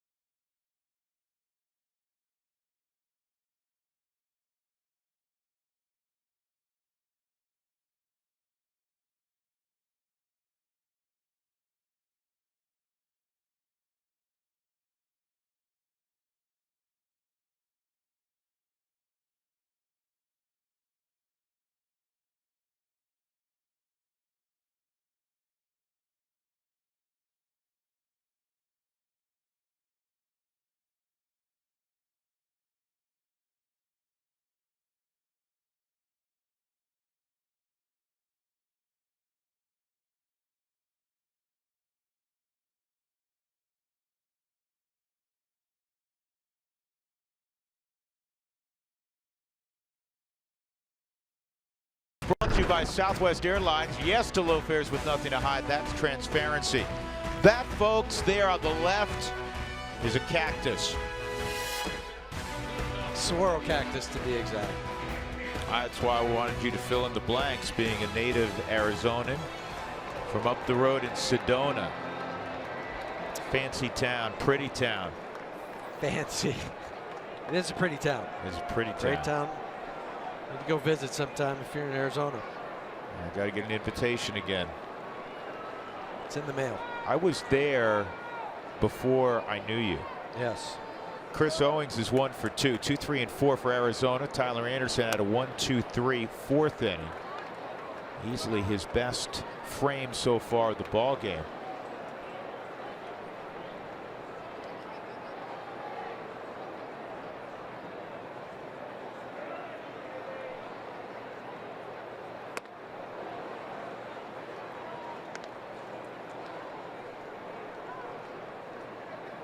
Owings played a lot of center last year. He's played short this year. Tonight he's in right field. Trying to get the extra right-handed bat in the lineup with Nick Ahmed playing shortstop tonight.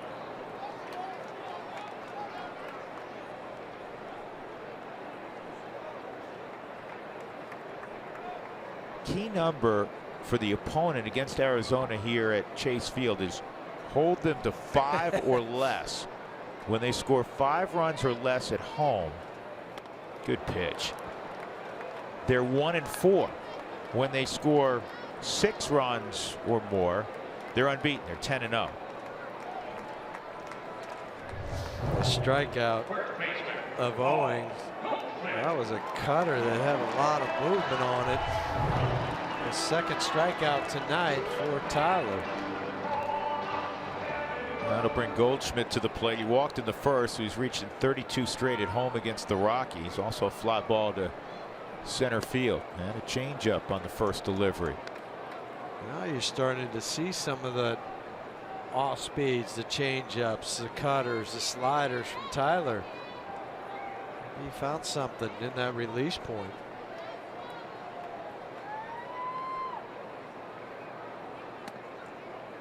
There's a slider, a cutter. It's in. 1 ball, 1 strike.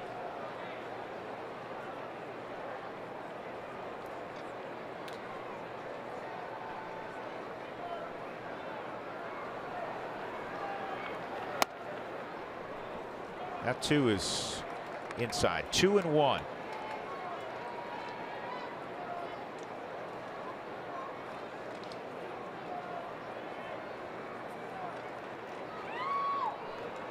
Goldschmidt twice has been a runner-up to the MVP in the National League in 2013 and 2015. Now 3 and 1.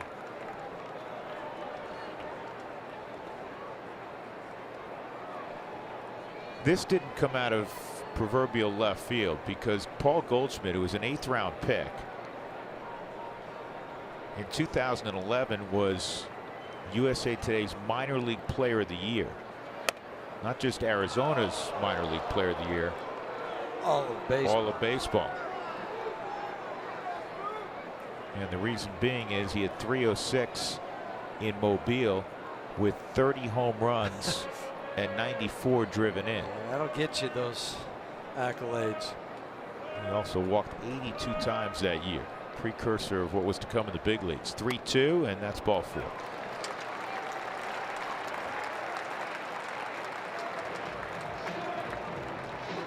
Third walk allowed by Tyler. That'll bring up Jake Lamb. Lamb has struck out and was hit by a pitch.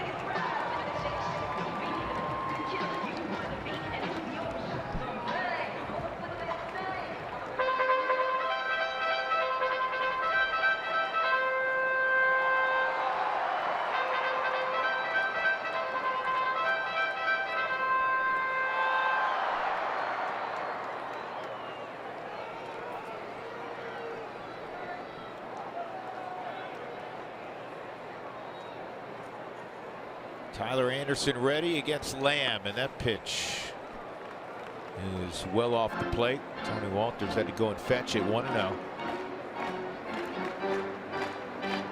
Jake Lamb had 29 home runs last year.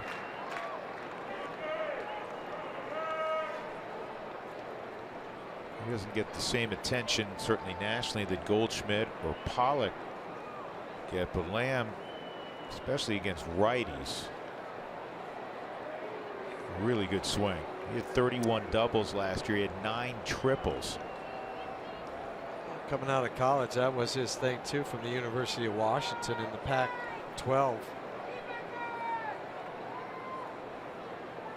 Freshman All-American. 91 driven in last year. And he's going to drive in some more right now. 2-run home run, Jake Lamb. And now it is 6-1 Arizona. This is what they've been doing at home. It's their 3rd big fly of the game. Drury, Mathis, and now Lamb with his 5th.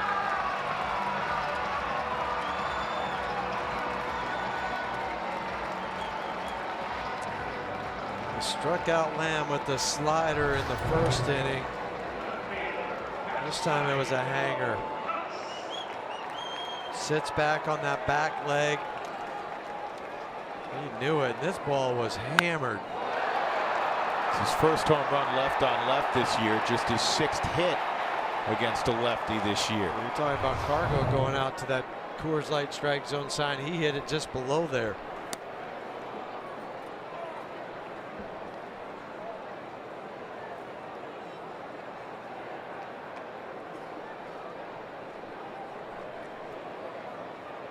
Tomas had a 2-run double in the 3rd. Rockies are going to get somebody up. Shallow right, Cargo coming quickly.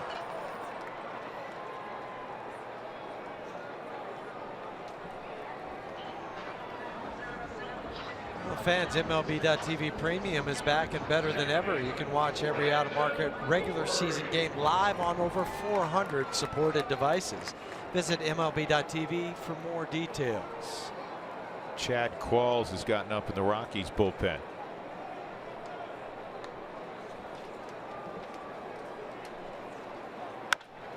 This is line to right. It's a base hit for Drury.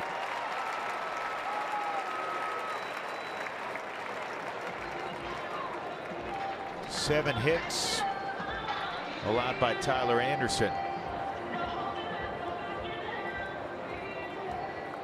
Other than the 4th, where he had the quick 1, 2, 3, he's had traffic every single inning.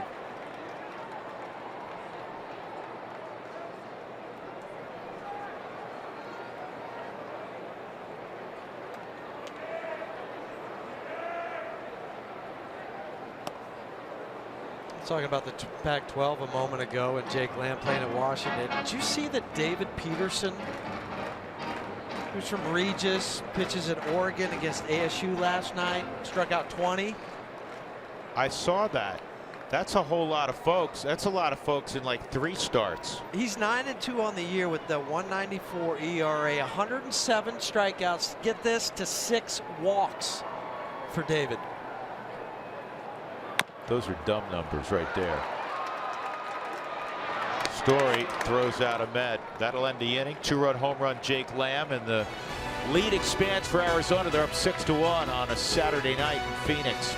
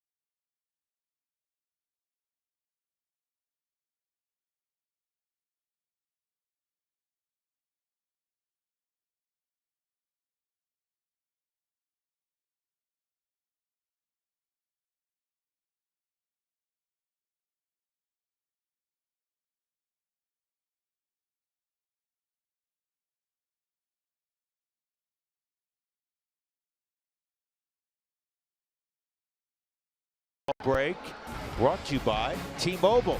Noah Syndergaard was pulled, remember, from his last start. He had some bicep and shoulder discomfort.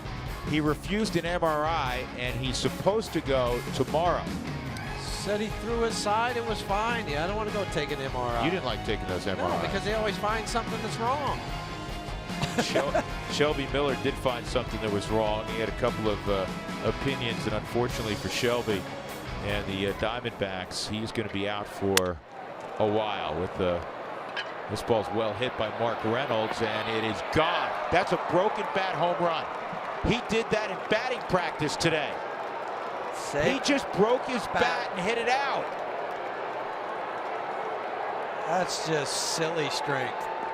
Be able to break your bat. You heard it break, and I'm watching Yasmani Tomas. I'm like, it's got to be a fly ball to left. Somebody's going to make him laugh because the whole dugout heard it. Listen. You heard it when it dropped? Yeah. And it still hits it over the wall, about 382. Come on. Telling you. 6-2. Remember, he did it during batting practice, as you said. Everybody was laughing at him. Parra was almost couldn't take the next round. He was laughing so hard. It was doubled over.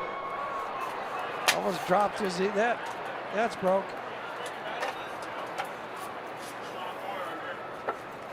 That's a happy passing, though, for that bat. Hey, Spilly, was he just kissing his biceps there a moment ago, saying, I'm so strong? No, he wasn't kissing him. All his teammates were kissing them. Spilly, you're right down there. You're like 75 feet away. Is that something? It was incredible. Off the bat, I was like, did that thing break? And then all the guys, when they came in, because the bat, it's hard to tell that it's broken until you start banging on it, and he starts banging on it, and the guys, Charlie just said, that bat broken? I was like, yeah, you're a strong dude. He ate his spinach today. Parr on a 1-1 pitch, tried to bunt his way on, 1-2. If you listen carefully, you can tell not only initially he broke it, but then listen to the bat when he drops it. Yeah, off the end. Yeah.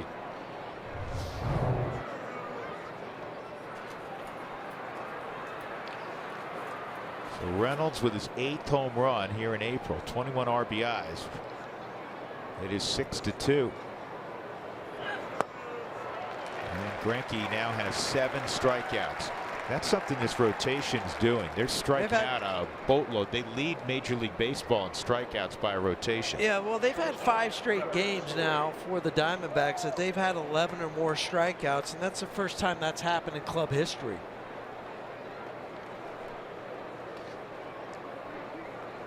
Here's the good news. Greinke's at 91 pitches. If there's some way you can run him off, there's Robbie Ray. If there's some way you can run him off after 6 and get into that Arizona bullpen. I mean, basically, when you have one of those elite guys, you always want to face somebody else. Though the Rockies, as we said at the outset, have swung the bat typically pretty well against Greinke, and they've had opportunities in this game.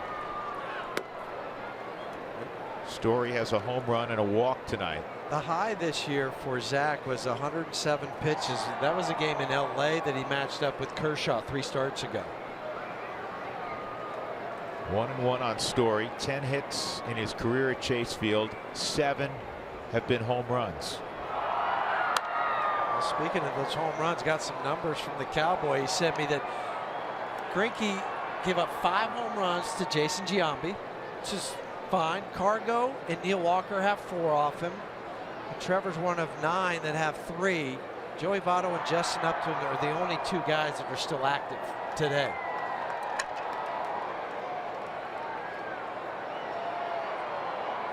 One, 2.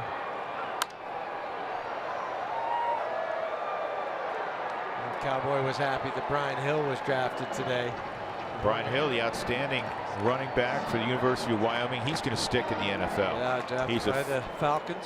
Physical running back who is a little more elusive than I think many people realize. Good player.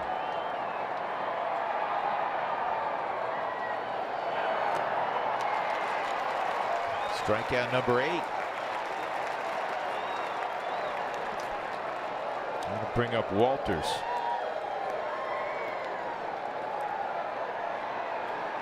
Tony in his last at bat came up with the bases loaded in the 4th, and he fouled out down the left field line. And a sharp single back in the 3rd.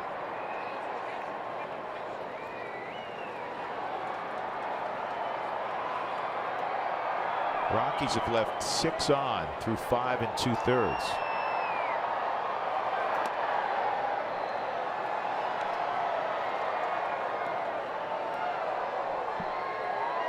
Greinke's due up second next inning. We'll see how Torey Lovullo plays it. Well, they carry 5 on their bench. Maybe if it was just a 4-man bench, you would let Greinke, if the situation arose where he would bunt. And it's not just the raw pitch number. It's approaching 100. It's how many stressful pitches. How often was he? It was a curveball. How often was he in the stretch? Well, and he retired the first two innings, retired all 6, and then after that, that's when it started to become more stressful. Let's see Amarista if the inning continues. And it will not. Well, Greinke, after giving up the home run to Mark Reynolds, strikes out the side. 6-2, middle of 6.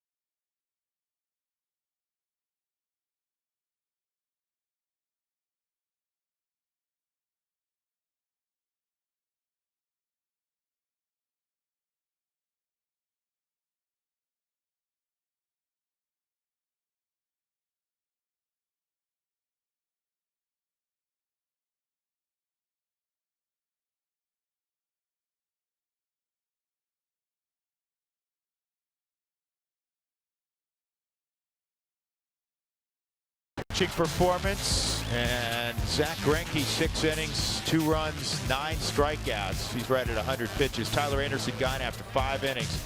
He allowed 3 home runs tonight. So Tyler's still trying to get it straightened out. It's been a rough April for Tyler Anderson. He'll give way here to Chad Qualls. Second appearance for Qualls, coming off forearm tightness that kept him out of the last half of spring training in the first 3 weeks of April. 826 career appearances for Chad, ranks 45th all time in the Washington series. When he came in, 1 1/3, gave up a couple hits, 2 runs, just 1 of them were earned. 44 games last year. Didn't go as well as Chad or the Rockies would have hoped. 305 batting average against.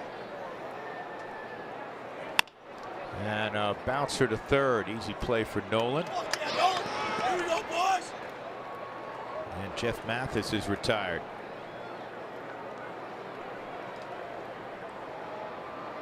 Greinke will hit.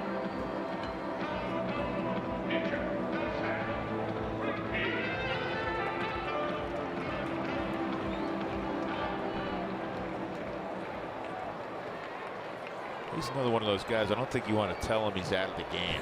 He's, you know what? Let him keep going. That's where the manager goes to the bench coach. Hey, you go tell him. You tell him. I'm not going to tell him. You tell him.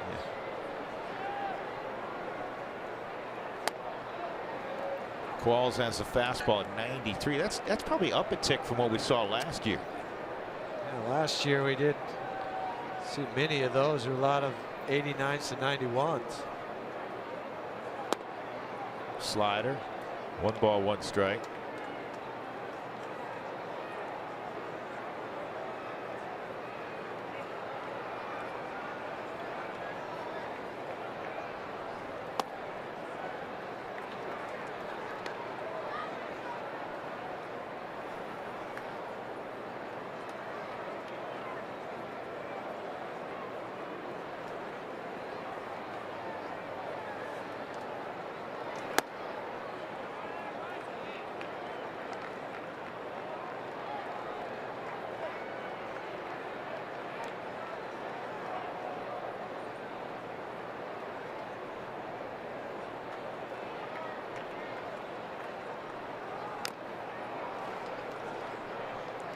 Three and 2.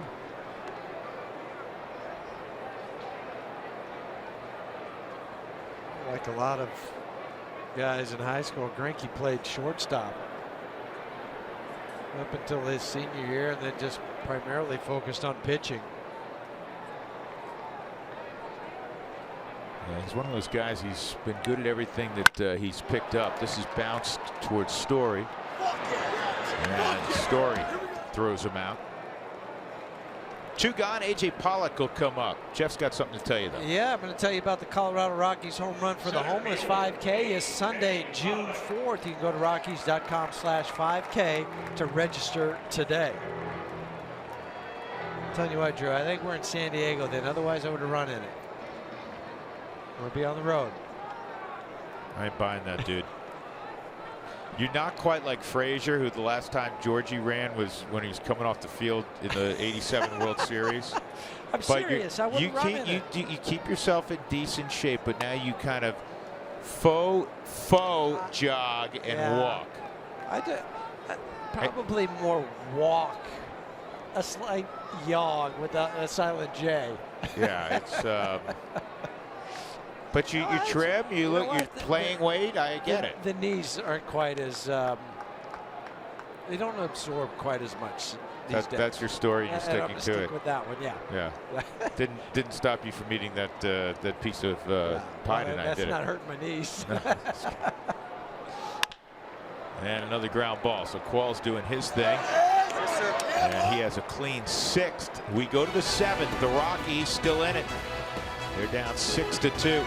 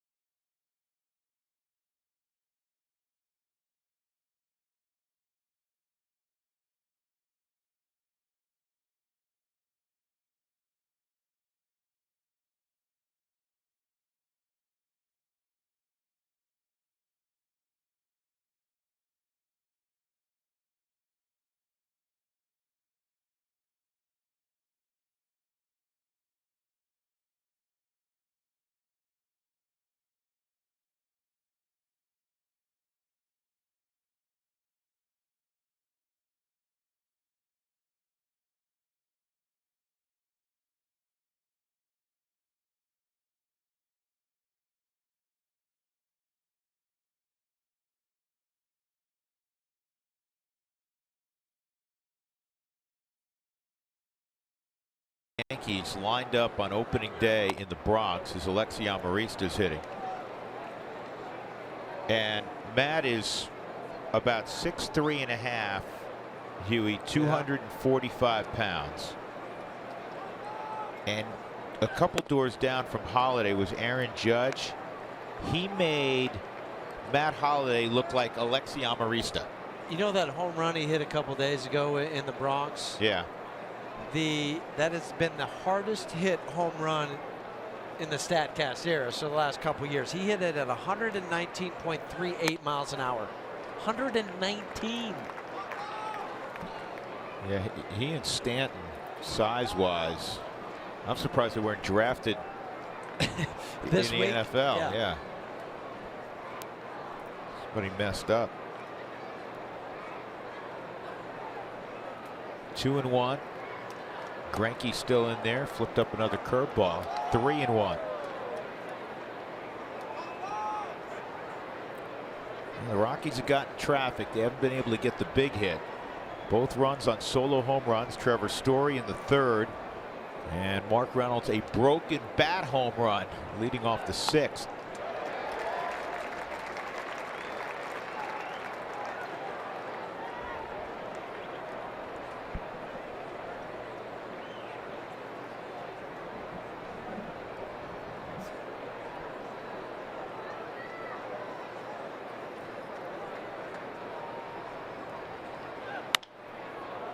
Couple guys going now down in the D-backs bullpen. Andrew Chafin from the left side, J.J. Hoover from the right.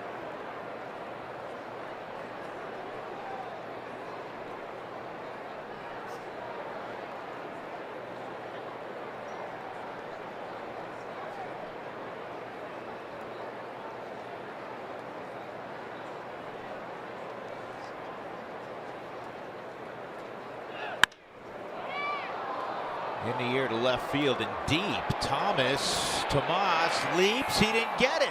Oppo Taco, Alexi Amarista. I thought Bud said the little ninja only had sneaky pull pop. He's going to have to amend that. Wow. That's a double wow. Alexi Amarista's first Rockies home run. He goes opposite field against Greinke, 6-3. I think they're gonna. Well, I thought they were gonna look at it, but no. Torrey's just coming out to make the pitching change. Go to the left-hander, Andrew Chafin. Spilly. Again, your field level. Do you think that's getting out? You know, the ball is traveling pretty good tonight, Drew. We already saw a ball get hit 481 feet. Yeah, I mean, we saw a broken bat homer. You name it. Ball's traveling tonight. Rockies have a shot. Little ninja.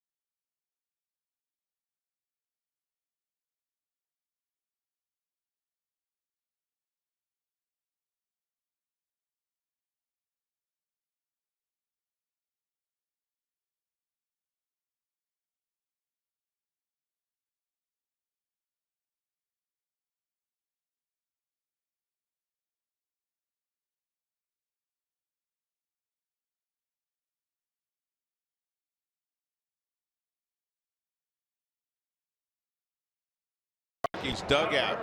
He's also holding on to the bat on the Subaru Supermo. Little ninja Squares that up right off the label, or excuse me, right off the sweet spot of the bat. Not the label, wouldn't go that far off the label. But when that went up, I saw Nick Ahmed point like, oh, that's a fly ball. And then Tomas keeps going back, lands in the first row. So Andrew Chafin's now on, and he pours a fastball down the middle at 92. Strike one on Charlie. Blackman a bloop single to left in the 5th to keep his hitting streak alive at 14 games. 6-3, Rockies within 3. Couple guys getting some big hugs going. Alexi in between innings there with the pitching change. He was carrying his bat. Guys were grabbing it, making sure it was still solid. Hey, wait a second. Come on now. Charlie looking out there and now discussing that pitch with Mike Estabrook. You're right, Alan. A little ninja with an Oppo taco. We watch him take BP every day. He does have pop. He surprises you because again he's not a big guy, but he drove that thing out. Charlie, no swing. Chafin's been solid. He's your typical left on left guy, situational guy. League just hitting 192 against him. He's given up a home run.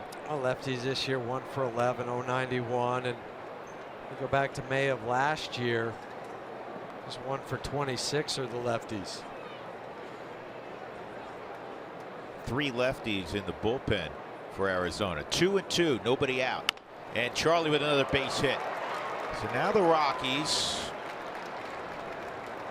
have the tying run in the hole in Nolan Arenado with DJ coming up, and that's all for Chafin.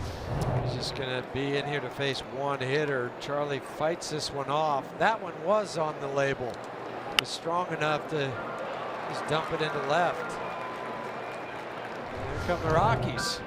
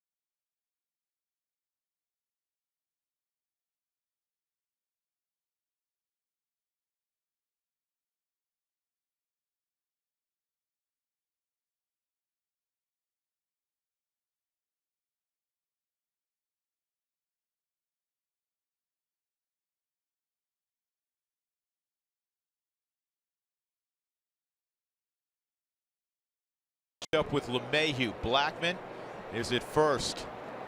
Nobody out, and the fastball's outside. Ball 1 as we look at the numbers on Hoover. This will be his 11th appearance. Yeah, whip of 111. He is the back end of the bullpen type of guy. In the 7th, 8th inning, use Fernando Rodney to close out games. That's line down the right field line. It's going to run to the corner. Blackman to third, and he'll get a green light from Stu Cole. And he will score easily. The throw is going to go in the direction of third. RBI double, DJ LeMahieu. It is 6-4. Nobody out in the 7th. And here come the Rockies. Here come the Rockies. Oh, that is the book on J.J. Hoover. When he's behind in the count, over 75% of the time, he goes to his fastball, likes to pitch away to right-handers. That's just playing right into the hand on the Subaru Supermo of DJ LeMahieu. And for DJ, that's double number 5. The other thing he did on this, too, is he enticed the throw to go to third to allow Charlie to score, because he knew there was nobody around the bag. So he took an extra 3 or 4 steps. And what did Drury do? He threw to Nick Ahmed. Charlie just trotted home. Nolan a double in the 4th, 1 for 3. It's one of those situations where your first baseman can't trail you because there's a guy in front. Yeah, the first baseman's trailing the throw behind the second baseman. Way outside, 2-0. The Rockies, an inning or so ago, down 6-1 after the 2-run home run by Jake Lamb. And now it's 6-4, nobody out. Right man at the plate. Oh my. That was probably ball 3.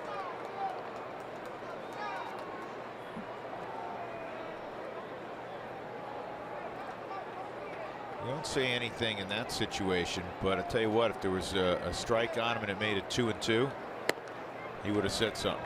Sliders Definitely. outside, 3-1.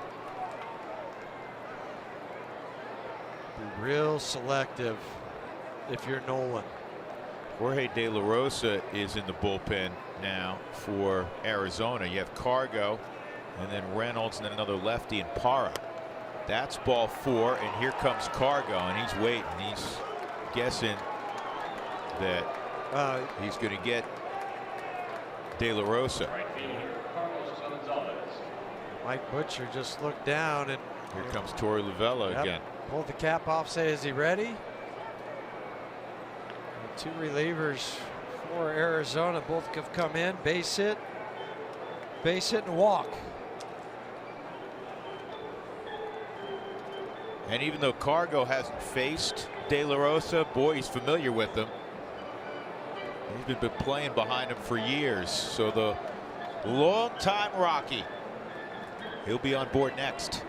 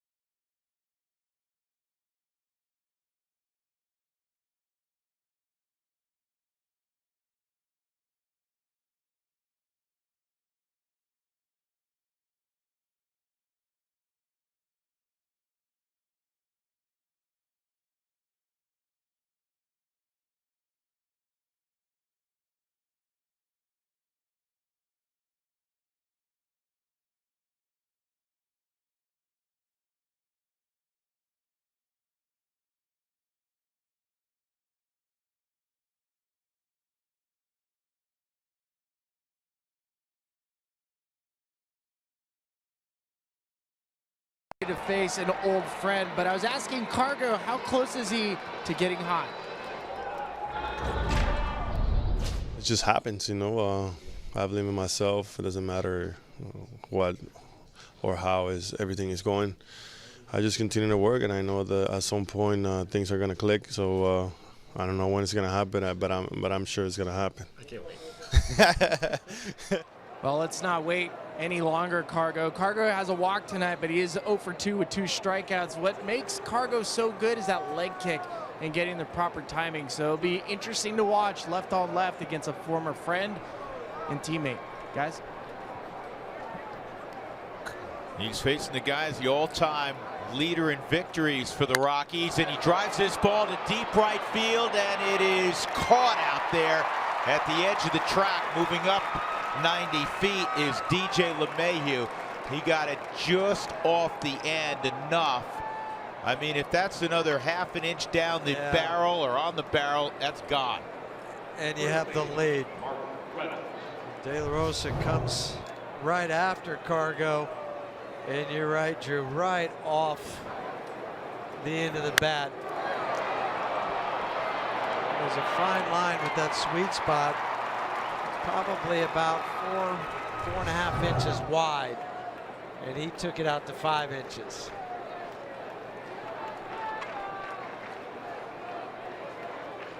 So here's Mark Reynolds, a home run in his last at bat.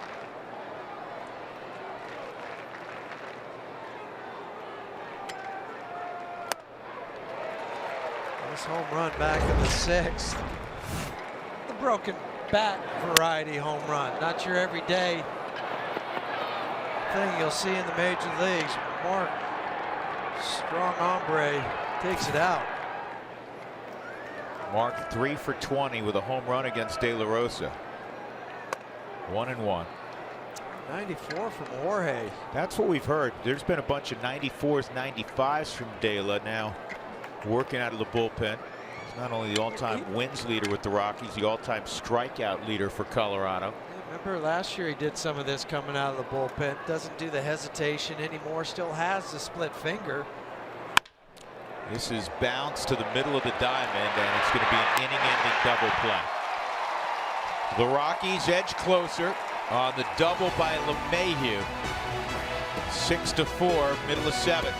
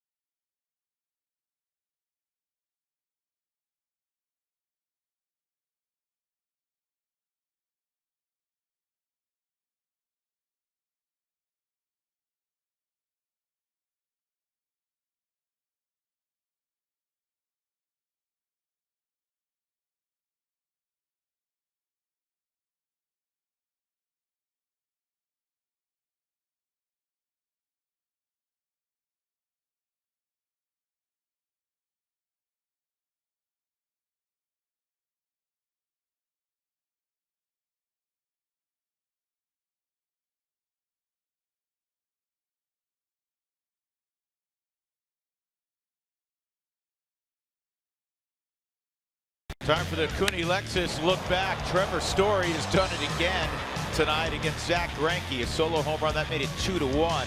The Rockies trailing by a run, but Jake Lamb against Tyler Anderson hit one 481 feet. That's crazy. Mark Reynolds hit one out got the Rockies to 6-3, or 6-2, I should say. Amarista got it to 6-3 with an opposite field pinch hit home run. And then the LeMahieu double made it 6-4. Bottom of the 7th, the Rockies will turn to Jake McGee to throw up another 0 after a 1-2-3 6th inning from Chad Qualls. That's what he did. Jake did against Washington 3 days ago. 1 inning, just gave up nothing. Also had a strikeout, 148 batting average against. Guys are just 4 for 27. 10 punch outs and 7 2/3.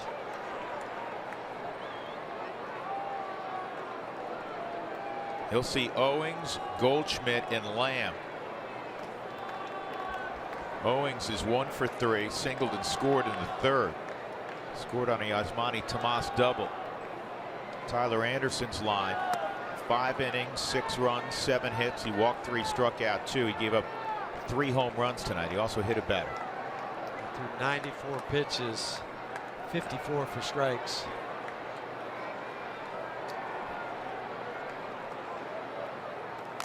The other thing for Tyler too, he only had 5 groundouts tonight, 6 flyouts. Yeah, he was unfortunately unable to build on the 5 good innings he had in his last outing against Washington. Saw some flashes again, saw some good changeups, good fastballs, but just not the consistent pitch after pitch after pitch, the repeatability.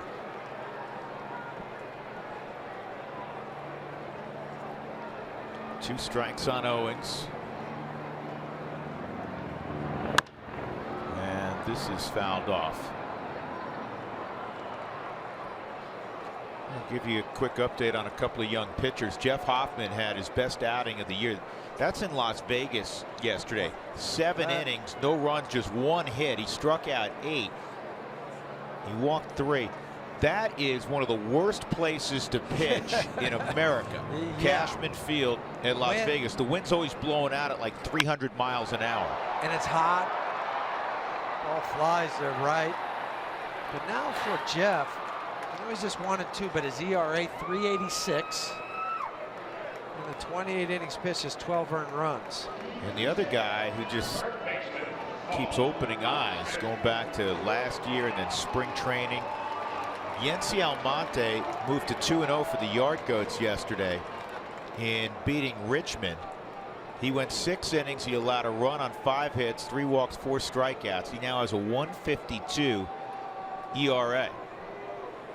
4 earned runs in 23 2/3. It's always nice too when you beat the Flying Squirrels of Richmond. I don't like the Flying Squirrels. I know, that's what I'm saying. It's sweet victory. They're bitter rivals of the Yard Goats. You ever seen goats hang out with squirrels? No, Never. Never. Especially flying squirrels.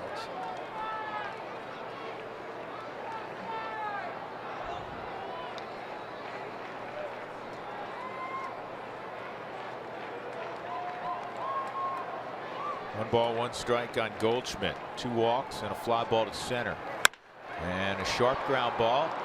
Story's got it on the backhand high throw, but using the bag, Mark Reynolds, to make himself a little bit taller. Gain 3 inches and then go on your tippy toes.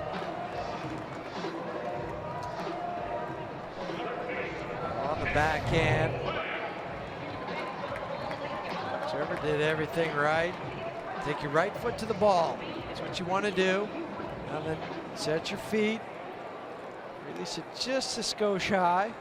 But then Mark off the bag. Watch the tippy toes. See? Foot on the bag. Between the bag and the tippy toes, you gain an extra 7 inches. 7 inches, Yeah, really? 3 on the bag. And 4 on the tippy On the toes? 4 on the tippy toes. Measures on the tippy toes. You think it's more than that? No, I don't think it's that high. You don't think it's 7 No, inches? I think it's Okay. like 5.5. Wow. Jake Lamb with a 2-run home run his last time up. 4 inches. Spilly, did you check that on StatCast? That went 481. Yeah, 481 feet. That's the longest home run in baseball this year. Then Longest home run in baseball, and I think, what do we read? 8th longest all-time here at Chase Field. Adam Dunn, who was like King Kong, hit one 504. Richie Sexson, there's a name from the past. Tony Clark. Yeah, Tony hit a lot of home runs here. The head of the Players Union now. Here's the 1-1, 1-2. Jake at 96. Get that Rocky offense right back to the dugout. They have momentum on their side. They're in a good spot right now. Yep.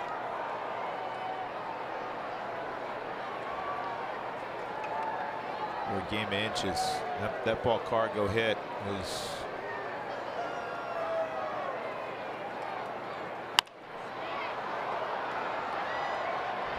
You want it back, I mean, a quarter of an inch, and you're talking about the Rockies are in front 7-6. Give a little credit too to Chris Owing out there, who's been a lot of shortstop, a lot of center field. He broke on it like a true outfielder. McGee ahead, 1-2 on Lamb with 2 outs. He's got him. Strike 3 at 97. Good job, Jake McGee. The bullpen has retired all 6 they've faced. And the Rockies back on offense in the 8th when we return.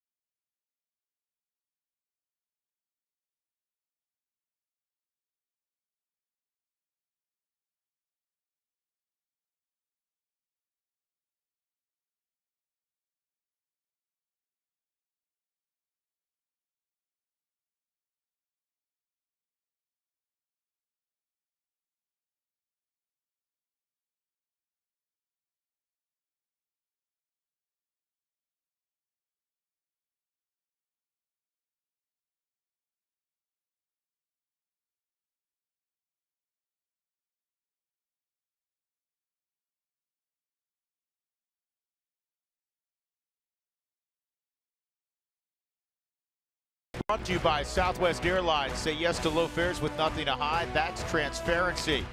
And by Lodge Casino, your first choice for fun.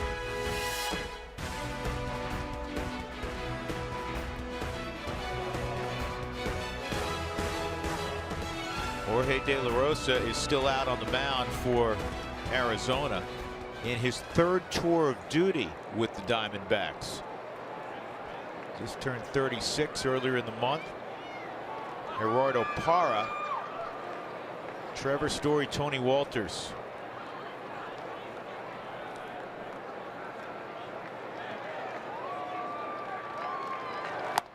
And a good slider, 0-1. This is a good fit for De La Rosa. Late stages of his career because he makes his home here right down the road. Yeah, in Scottsdale. So. Well, he said at the end of last year that he still wanted to pitch. He still wanted to go out there. But it wasn't going to be as a starter.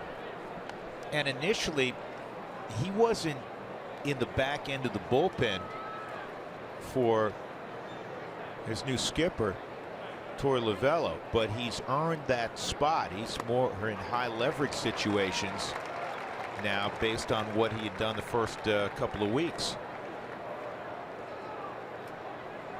Sometimes for managers, the plan that they had coming out of spring training, the way they have it mapped out with bullpens, isn't quite the way it plays out.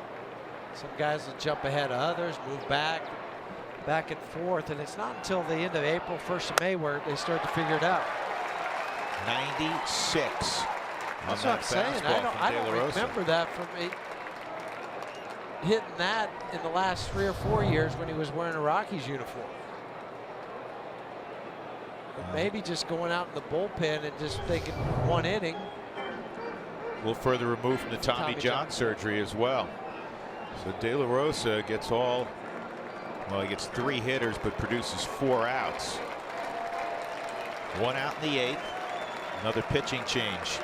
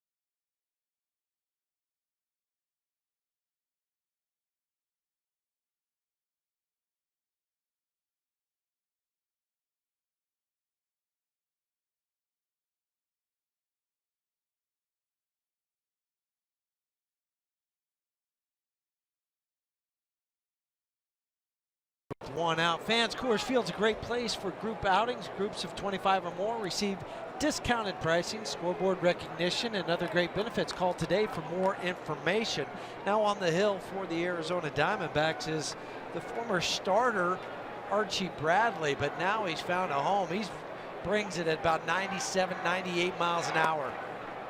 Well, he may be a starter again, though he's really taken to this role called the Andrew Miller role. Most of the time he's working multiple innings late in games on the plus side. And there's that big arm at 97. 1-1 on Trevor Story with 1 out.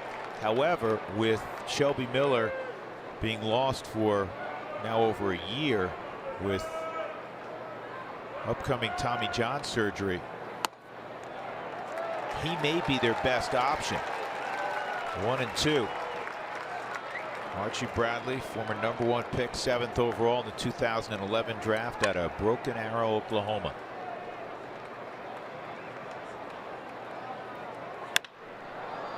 And this is in the air and playable in left field. Tomas makes the catch, 2 outs. That'll bring up Tony Walters. That's the dilemma for Arizona. Do you move your 8th inning guy into the rotation when he's had success? He's got 17 strikeouts, which is tied for first among National League relievers. Or do you say, well, I need you every 5th day? Tough call. It depends on what options you have. And true. The options they have in the minor leagues, there's not, that one guy screaming that he's ready to come up on the outside corner for a strike. Archie Bradley and his veteran catcher Jeff Mathis share something in common. That's a good breaking ball. It's 0-2. Both of these guys were big-time two-way athletes in high school, and both were quarterbacks, and both had many opportunities to play both. In fact, Jeff Mathis was going to go to Florida State as a quarterback and a baseball player. Bradley had that opportunity at Oklahoma. Both signed out of high school. Well, Bradley gets a fly ball and strikeout, and we'll go to the bottom of the 8th. It remains 6-4.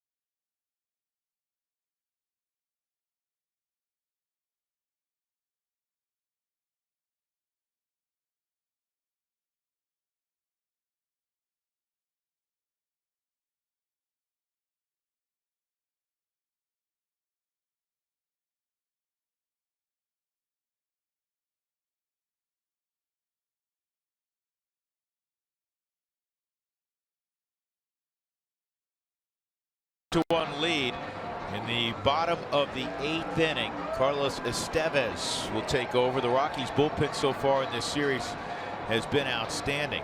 Last night they got 3 perfect innings from their bullpen, no runs, no hits.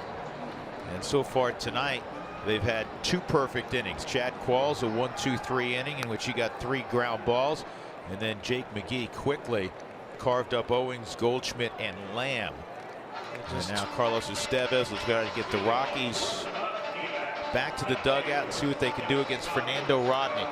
Yeah, those first 2 guys, Jake and Chad, they threw just 22 pitches to get those 6 outs.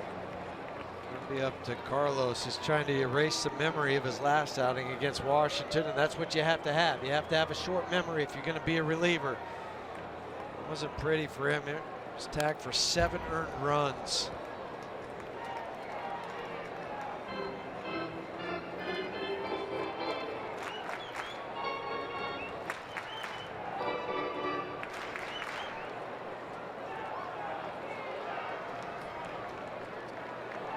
A 1 on Tomas.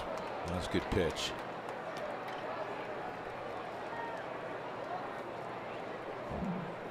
Mets beat Washington again today, but you see Zimmerman hit another home run. I saw that. He's got 11.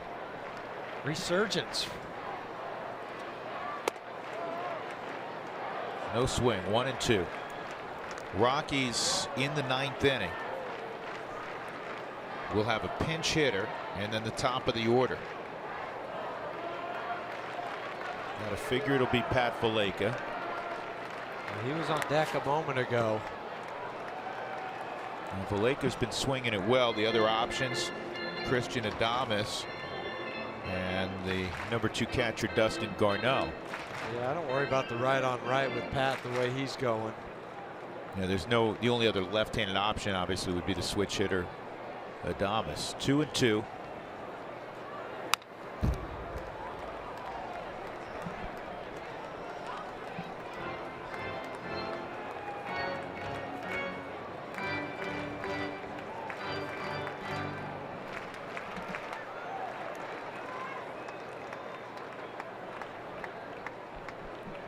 Valaika. Well, the good thing too, like a lot of ballparks now, there's a tunnel just down the steps from the dugout where the guys can go get loose.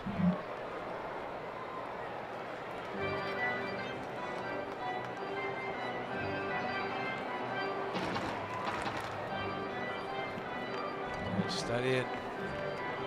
Fernando Rodney. And that's the good thing when you have these iPads. You see 2 or 3 of them behind them where you can watch video, you can look at scouting report, you can do everything right there.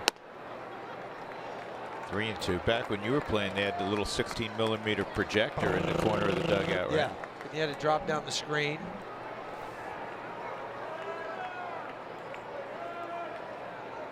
A lot of guys had notebooks. That's how you kept scouting reports. That's a good job by Tomas. That's a good pitch by Estevez. Great pitch. 97 on the black. He just spoiled that pitch. It's a pitcher's pitch.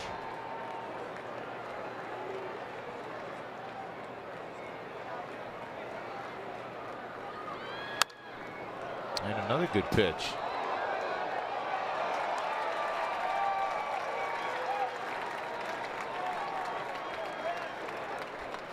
Saw some hard-throwing youngsters at extended spring today. Kid by the name of Reed Humphreys, who was a 2-way player at Mississippi State, 8th-round pick last year. He's been converted to a full-time reliever. This is line to right. Cargo on the move. Ooh, he misplayed it. And Tomas is going to end up at third.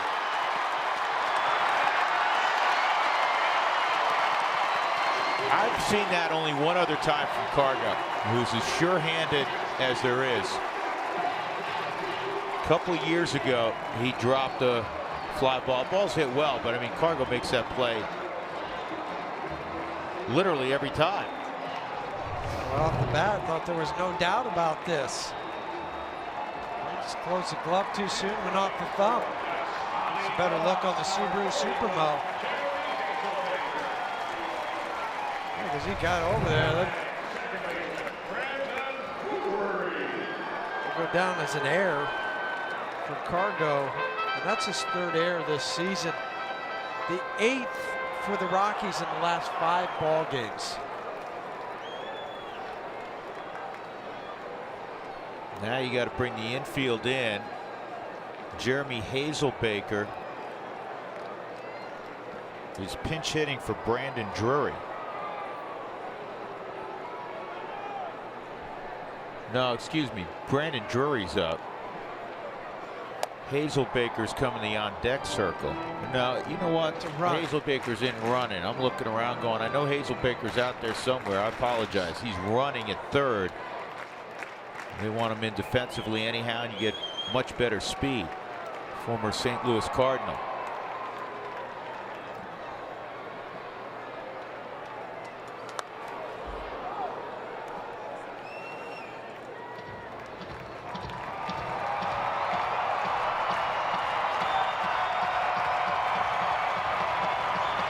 Bring that speed in too, puts the extra dynamic and the pressure on the infielders. But you notice it, up the middle, DJ and Trevor playing deeper. This is a very, very fast infield because they have to keep the grass so short because of the weather. 2 strikes. And a line drive caught by Story, 1 out.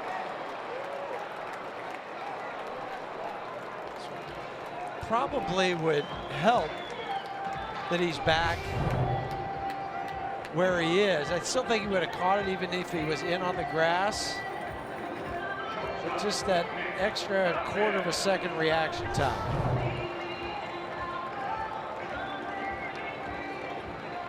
Now, if I'm the Rockies, I'm thinking maybe first pitch is going to be a squeeze. With Ahmed up. First or second pitch, just be ready for it.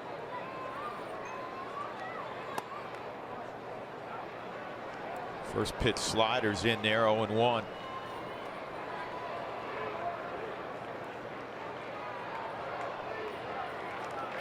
Paris Chica flashing the signs.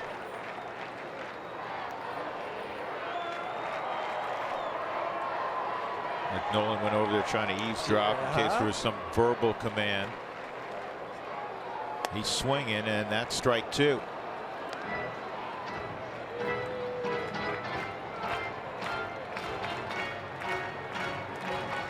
Was it ever a verbal command, the squeeze, when you were in the big leagues, or was it always at third base? Yeah. Yeah, sometimes it would be.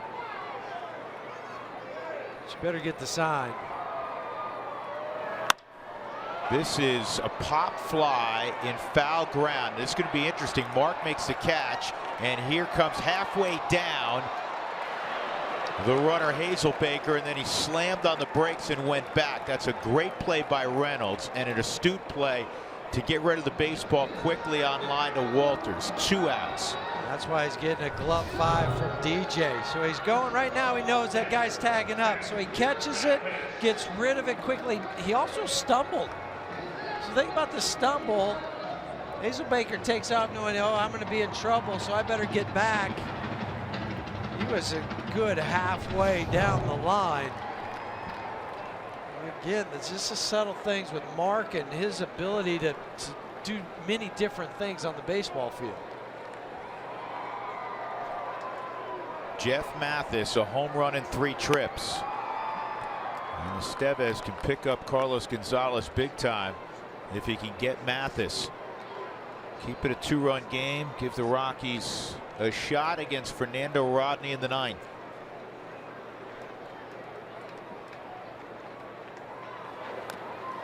Oh man, that's a foul. That's a foul ball that then got Tony Walters.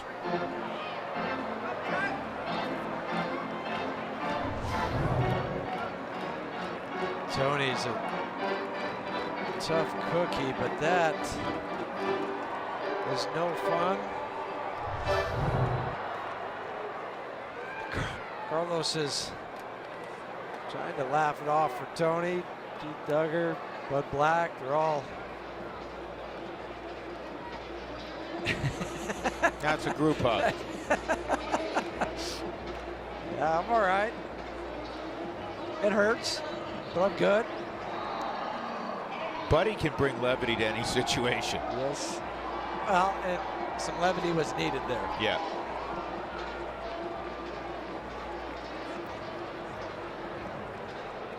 Stop your local major league catcher in the supermarket sometime, and maybe if the weather's nice and they're wearing shorts and a t-shirt, you're going to see black and blue marks all over the forearms, different parts of the leg.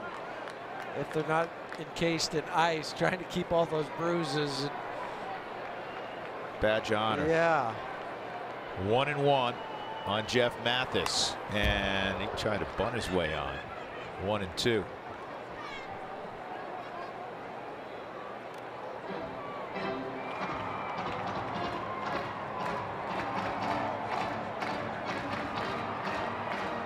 Tony, if he calls that slider, got to be prepared to block it.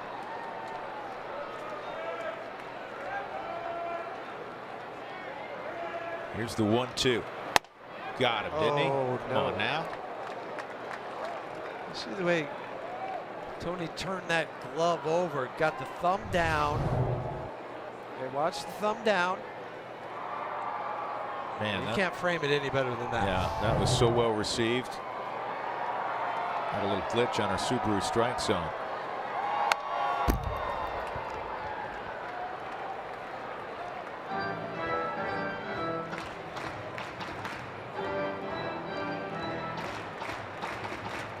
Get out of this inning after the 3-base error from Cargo. Be a heck of a job from Carlos.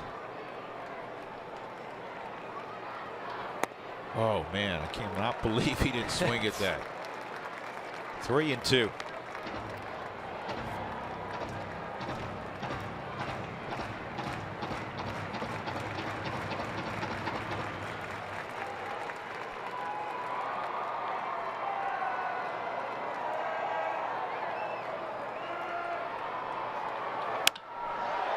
In the air to left field. Parra's got it. Great job of pitching by Estevez. Runner at third, nobody out. He gets a line out, a foul out, and a fly out. Rockies going to the ninth, down 2.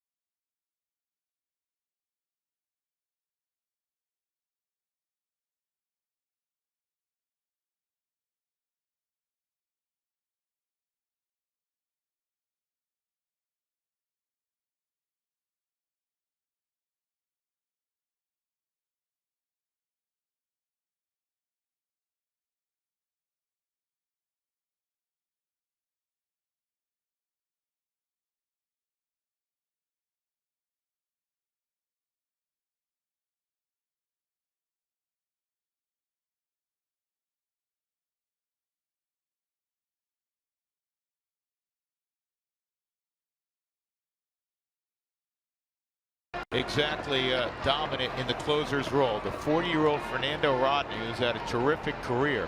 Last year, he was in the NL West the first half of the season, 17 out of 17 with the Padres, and then he scuffled when he got traded to Miami. In 9 innings pitched, he's allowed 14 hits and a dozen runs, 11 earned. He's given up a couple home runs. He's walked 5. So it has been uneven at best, and that's probably kind for Fernando Rodney. It'll be Pat Valaika and then Charlie Blackmon and DJ LeMahieu. 6-4 in the 9th, Arizona. And that first fastball is way outside and high. Rodney first got to the big leagues back in 2002 with Detroit. He blew his last save opportunity against San Diego. That pitch may have been off the plate, but it's called a strike, 1-1. For Fernando in that game against the Padres. 2/3 of an inning, 6 hits, 5 earned runs.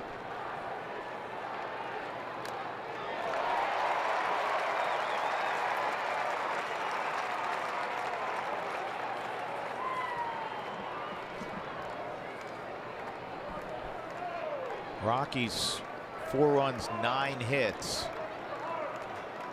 The Diamondbacks 6 runs, 7 hits. Rockies have left 7 on. That missed 2-2. Right from Pat. Pat's 2 for 3 pitch hitting since being recalled.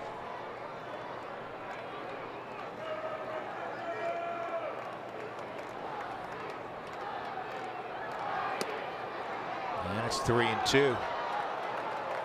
He's got a calm demeanor. Keep saying it. He knows he belongs, Pat Valaika. Even with the takes, the last 2 pitches, crowd of 33,000 or 30,000 plus. This ball sharply hit through the left side. Good beginning. Pat Valaika coming through again. A lead single in the 9th. That was a really fine at bat. Falling behind 1-2. Now he's 3 for 4 pinch hitting. Snuck back over the inner third. Pat rips it in the hole. Good start to this inning for the Rockies. And against Fernando Rodney, who spit the last one he was out there for. And now here come the big boys. Charlie Blackmon 2 for 4 tonight.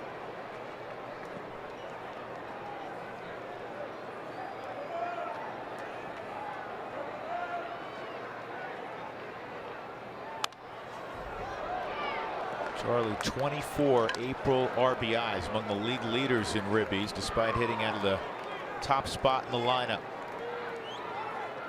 He's only seen Rodney 3 times.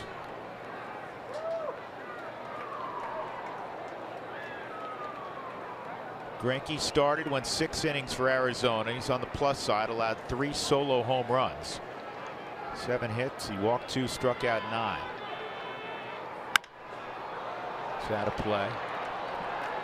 Tyler Anderson went for the Rockies 5 innings. He allowed all 6 runs on 7 hits. Walked 3, struck out 2. Who wants tacos? Fans follow at @RootSports_RM on Twitter to receive alerts for the Rockies taco special when the Rockies score 7 in a ball game. 7 would be a real nice number tonight. Yes, it would be, because you got your closer still out there warming up.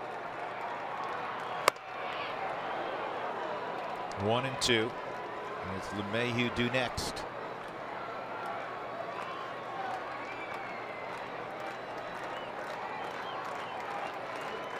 Well, this could be one of those. Big boys coming. Yeah. You got the right guys at the right time. This could be one of those break your heart kind of wins if the Rockies can pull it off. Now it's level at 2-2.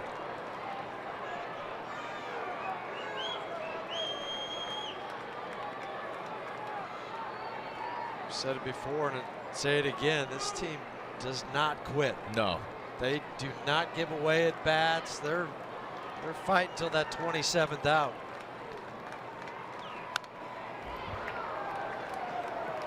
It's one of the things that Buddy has remarked about on more than one occasion.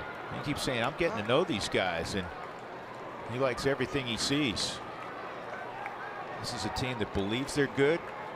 And they should. Yeah, no question about it.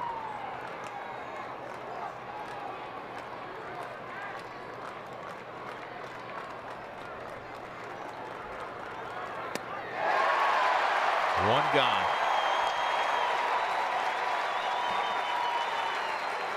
Rodney made a pitch here. That's the proverbial bottom dropping out. And he just throws that hard. Charlie trying to go down and get it by dropping the back knee. DJ's got 2 hits, a single in the 5th, an RBI double in the 7th.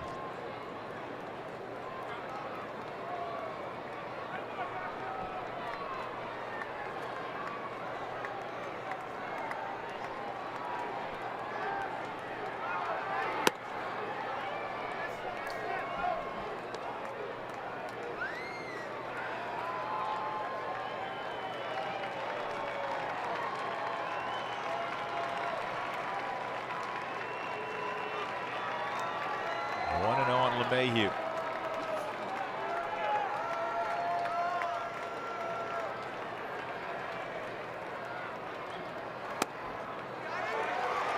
At 96, pretty good 40-year-old arm, huh? Yeah, but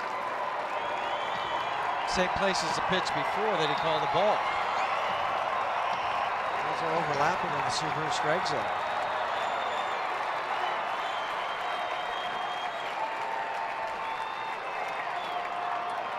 Lake at first, 1-1 on LeMahieu.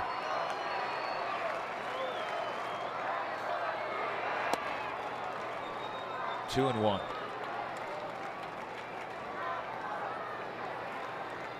There's still some gas in that 40-year-old arm. 96.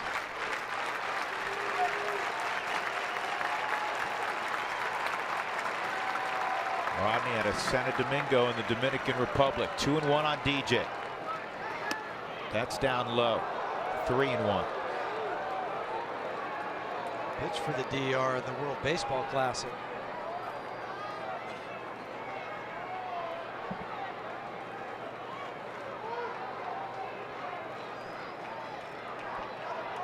Nolan's on deck.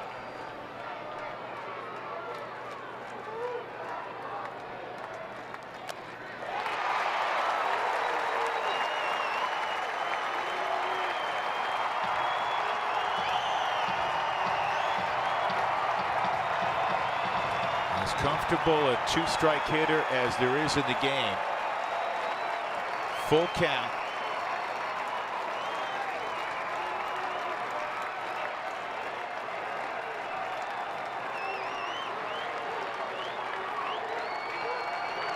Way inside, now 2 odd for Arenado.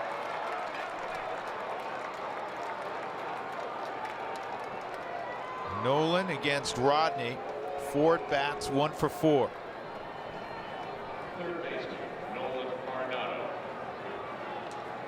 But he's clutch. This is the guy you want. 9th inning. He's just standing in the box, just waiting. Well, that's Nolan. I cannot tell you, folks, how many times this year Jeff and I, or Spilly and I, will be up here in the booth, and it's still about 4 or 5 minutes before game time, and we all know that Charlie leads off, DJ bats second. Nolan will already be in the on-deck circle, swinging a weighted bat, and then he'll go back into the dugout. There's no one else on the field. Not yet. And then after that, Charlie will run out real quick. Yeah. 2 on and 1 out. This is all you could ask for. The Rockies have produced traffic in most every inning from the 3rd on. They did go down in order in the 8th, but you got one of the game's great hitters at the plate, and he's the go-ahead run with 1 out.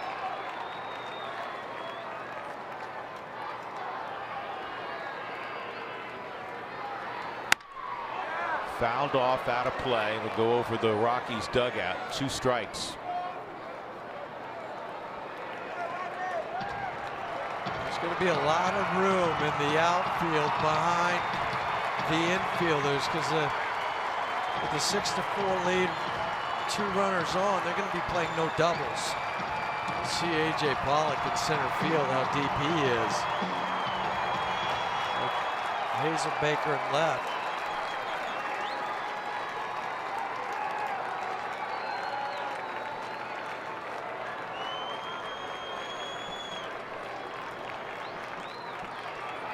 Oh, 2, and he surprised him. That's 98, and that's an idea just how quick Nolan's hands are. Because in your head, Hugh, you got to be thinking, you know, that changeup's going to show up, right? Yes, but then he's covering the 98.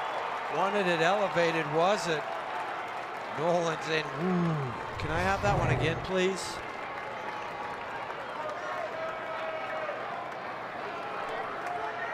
Valek at second, LeMahieu at first. And this is bounced slowly to third. And a really good play with the bare hand by Lamb. But now you have runners at second and third, 2 outs. Cargo can come through with a hit. In all likelihood, you tie it up. We're used to seeing this play from Nolan, where he'll come in and barehand it, but Jake Lamb, to his credit, did the same thing, and without hesitation fires it to first. Cargo has seen Rodney 5 times. He has 2 hits against him.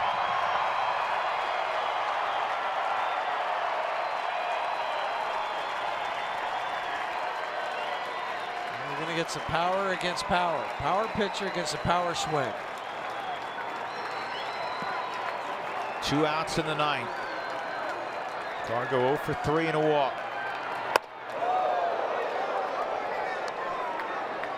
Last time up, he hit one to the track on the line in right, and Owings made a nice catch.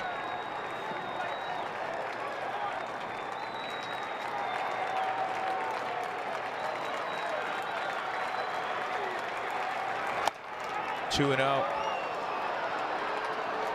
Cargo tracked that one like Pete Rose, where he looked and eyeballed it going back to the catcher. You know, as rough a beginning as it's been for Carlos, we've known him for years. He wants this situation.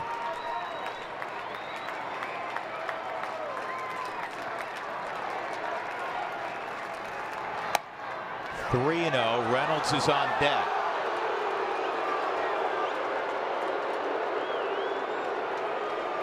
How does he? Oh, Now they're just going to pass on him. So the intentional walk to Cargo, they're loaded up for Mark Reynolds. And Reynolds is 2 for 8 lifetime against Rodney. So there's familiarity. And you've got some pretty good speed at first for Cargo if he hits it into the gap.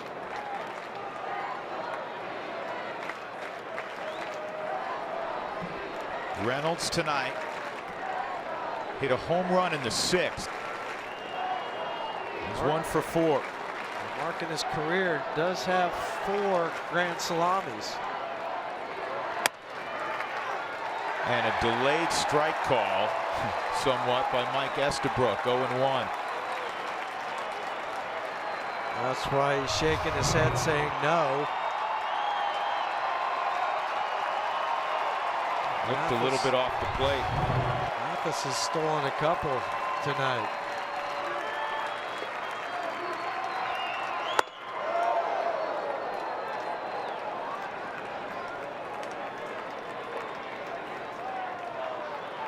One and 1. Now last pitch 99. Rodney at 28 pitches.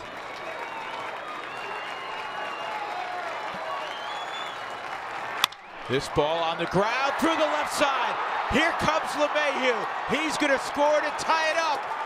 Mark Reynolds comes through. We're all even.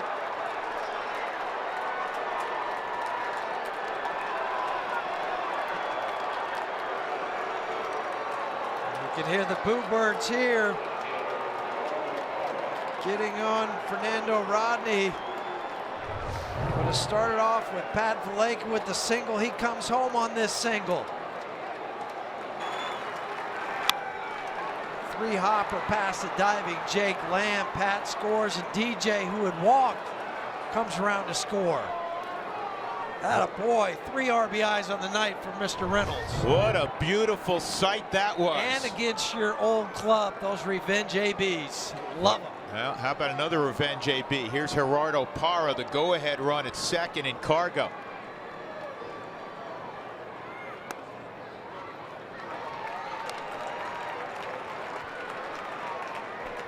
Parra, who's had a terrific April, looking for his first knock tonight. Rockies were down 6-1. They've tied it here in the 9th.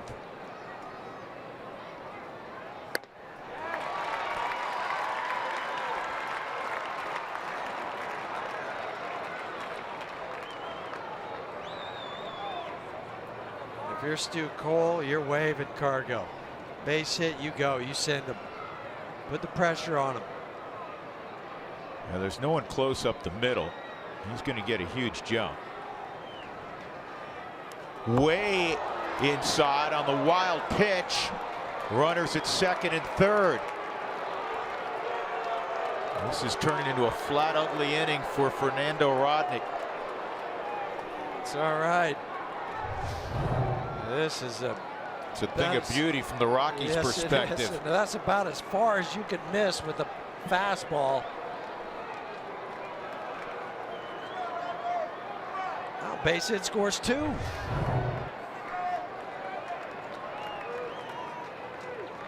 do that, or you would throw another wild pitch, it's okay. You got Greg Holland down in the bullpen. He's loose. He's ready to go to save this thing.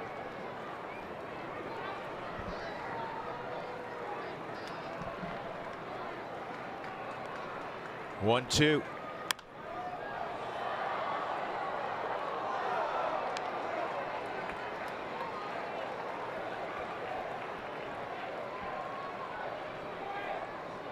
Said it 2 innings ago. If the Rockies could pull this thing off, it's one of those early season break the heart of one of your NL West rivals. And it gets away. Here comes the go-ahead run. You called it. 7-6 Colorado.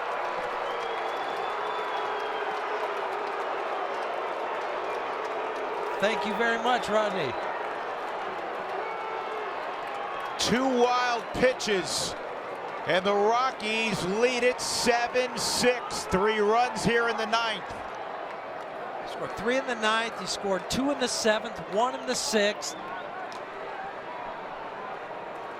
I mean, this is not anywhere close. Jeff Mathis has no shot. No, he. And Parra did a great job of getting out of the way. Yeah, changeup. And he went to a changeup and struck out Parra, but the Rockies have moved in front 7-6. Mark Reynolds with a 2-run single. Greg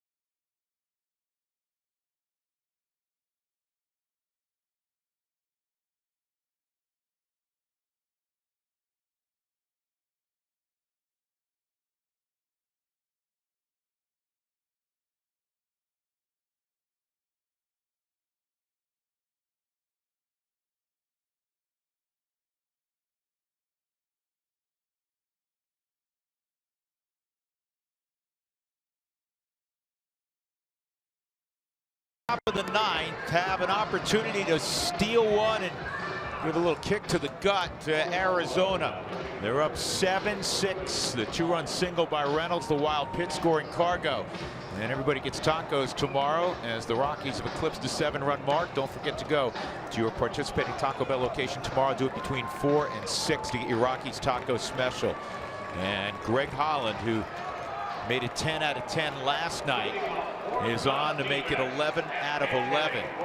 And David Peralta will pinch hit and lead things off in the pitcher spot. And then it's Pollock and Owings. And for Greg coming in to get the save last night, just 12 pitches required to nail it down.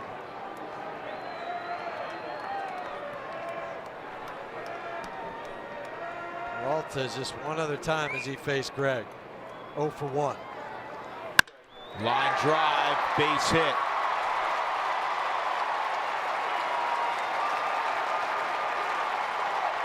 So the time runs aboard.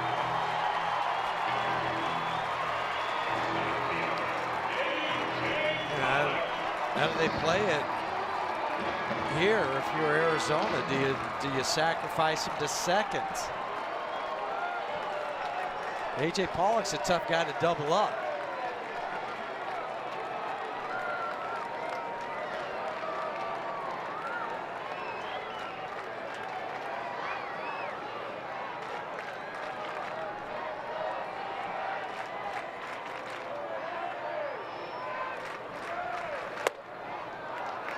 No hint of even laying a sack down.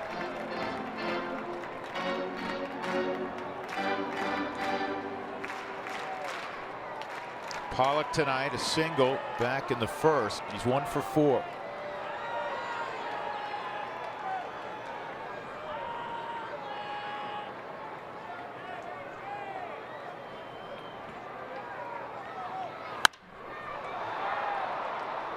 Three fastballs out of the gate in the mid-90s from Holland. A ball and a strike.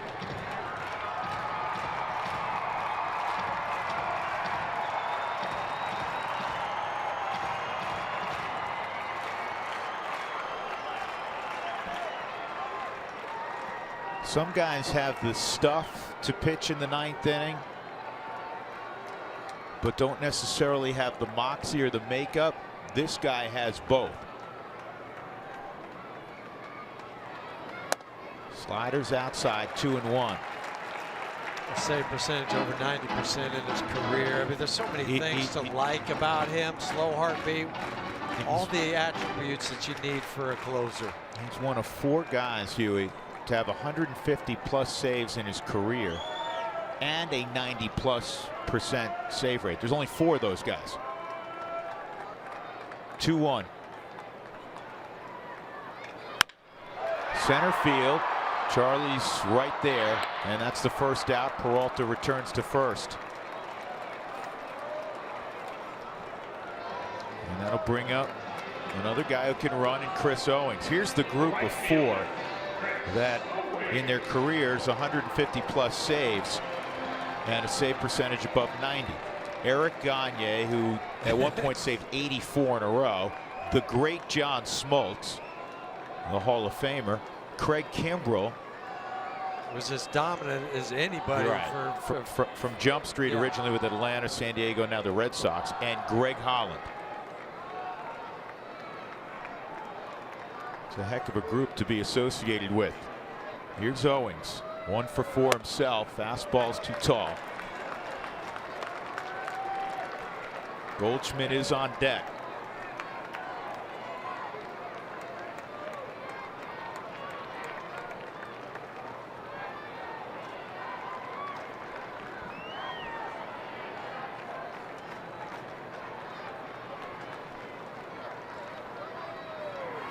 Oh. That was flat, nasty.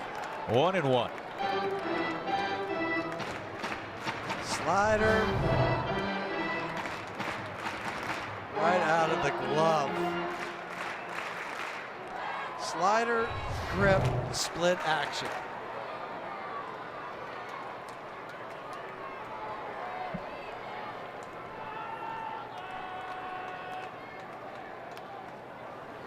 That's another one.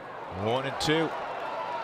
That locked up Owens. And it's hard for a right-handed hitter, and a lefty for that matter, but the way Greg falls so hard towards first base, but yet his arm's coming from a different angle.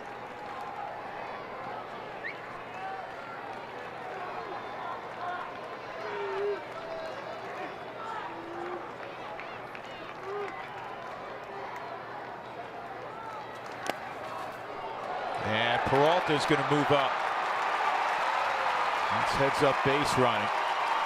On a wild pitch.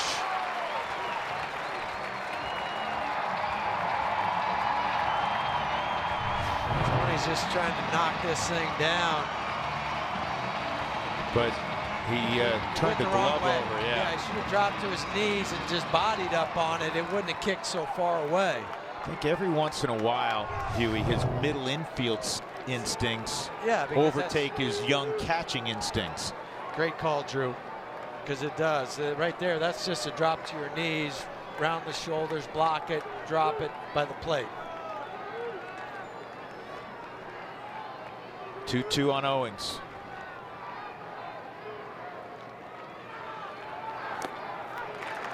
Three and two.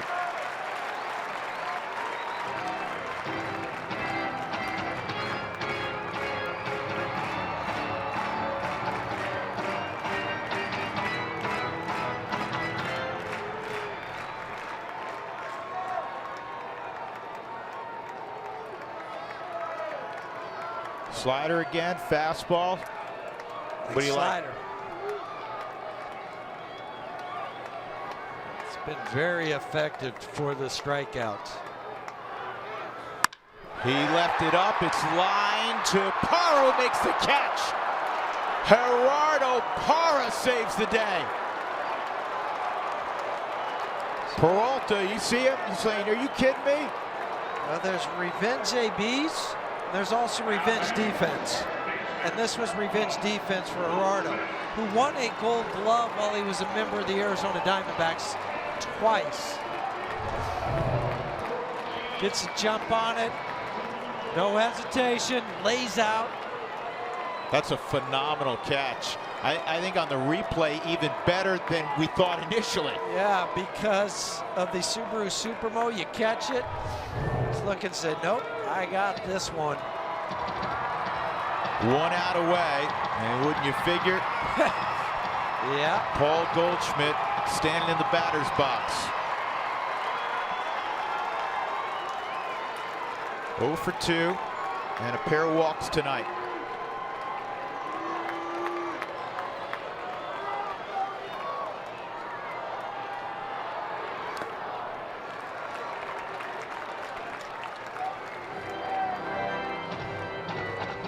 You can always do something to help your team. You try to do one thing a night. I remember Corey Dickerson saying that. Try to do one thing. Maybe it's a walk. Maybe it's a running catch. Well, Parra tonight has struck out 4 times.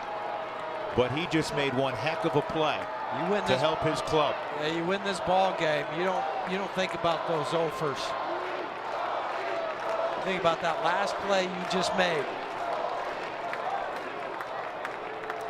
I mean, 0 for 5 with 4 strikeouts, but defensively, this is a 5 for 5 night. Especially if Holland can get Goldschmidt. Goldschmidt has faced him just once, 0 for 1.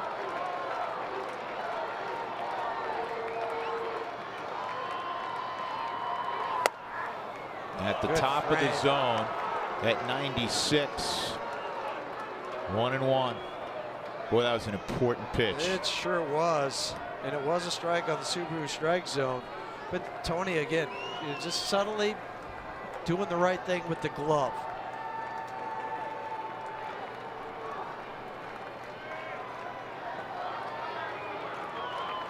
I don't know about you. I got goosebumps watching this fun, thing. Isn't it?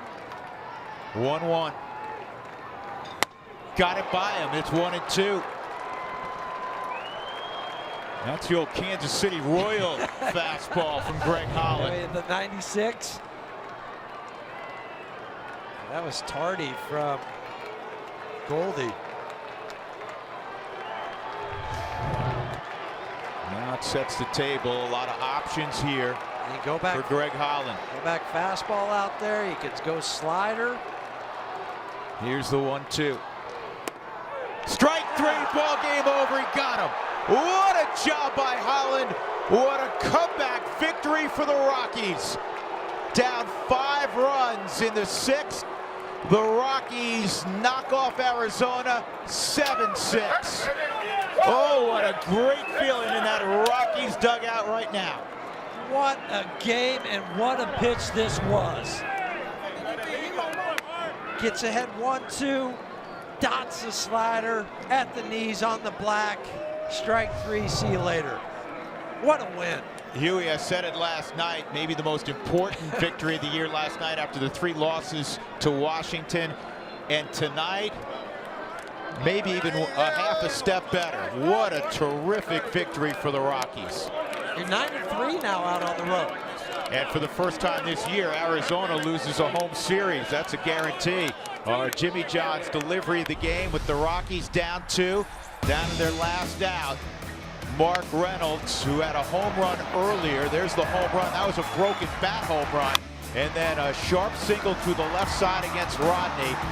Walter scored, Valaika scored, and DJ LeMahieu the tying run. And then eventually the winning run would score on a wild pitch with Cargo trotting home. And then Greg Holland nails down his 11th save in 11 save opportunities, and he gets the great Paul Goldschmidt to win it. What a terrific ball game, and the great ending for the Rockies. Plenty to talk about. Let's get it to Mark Stott and Corey Sullivan in Denver. Guys. Congratulations, D-Max fans.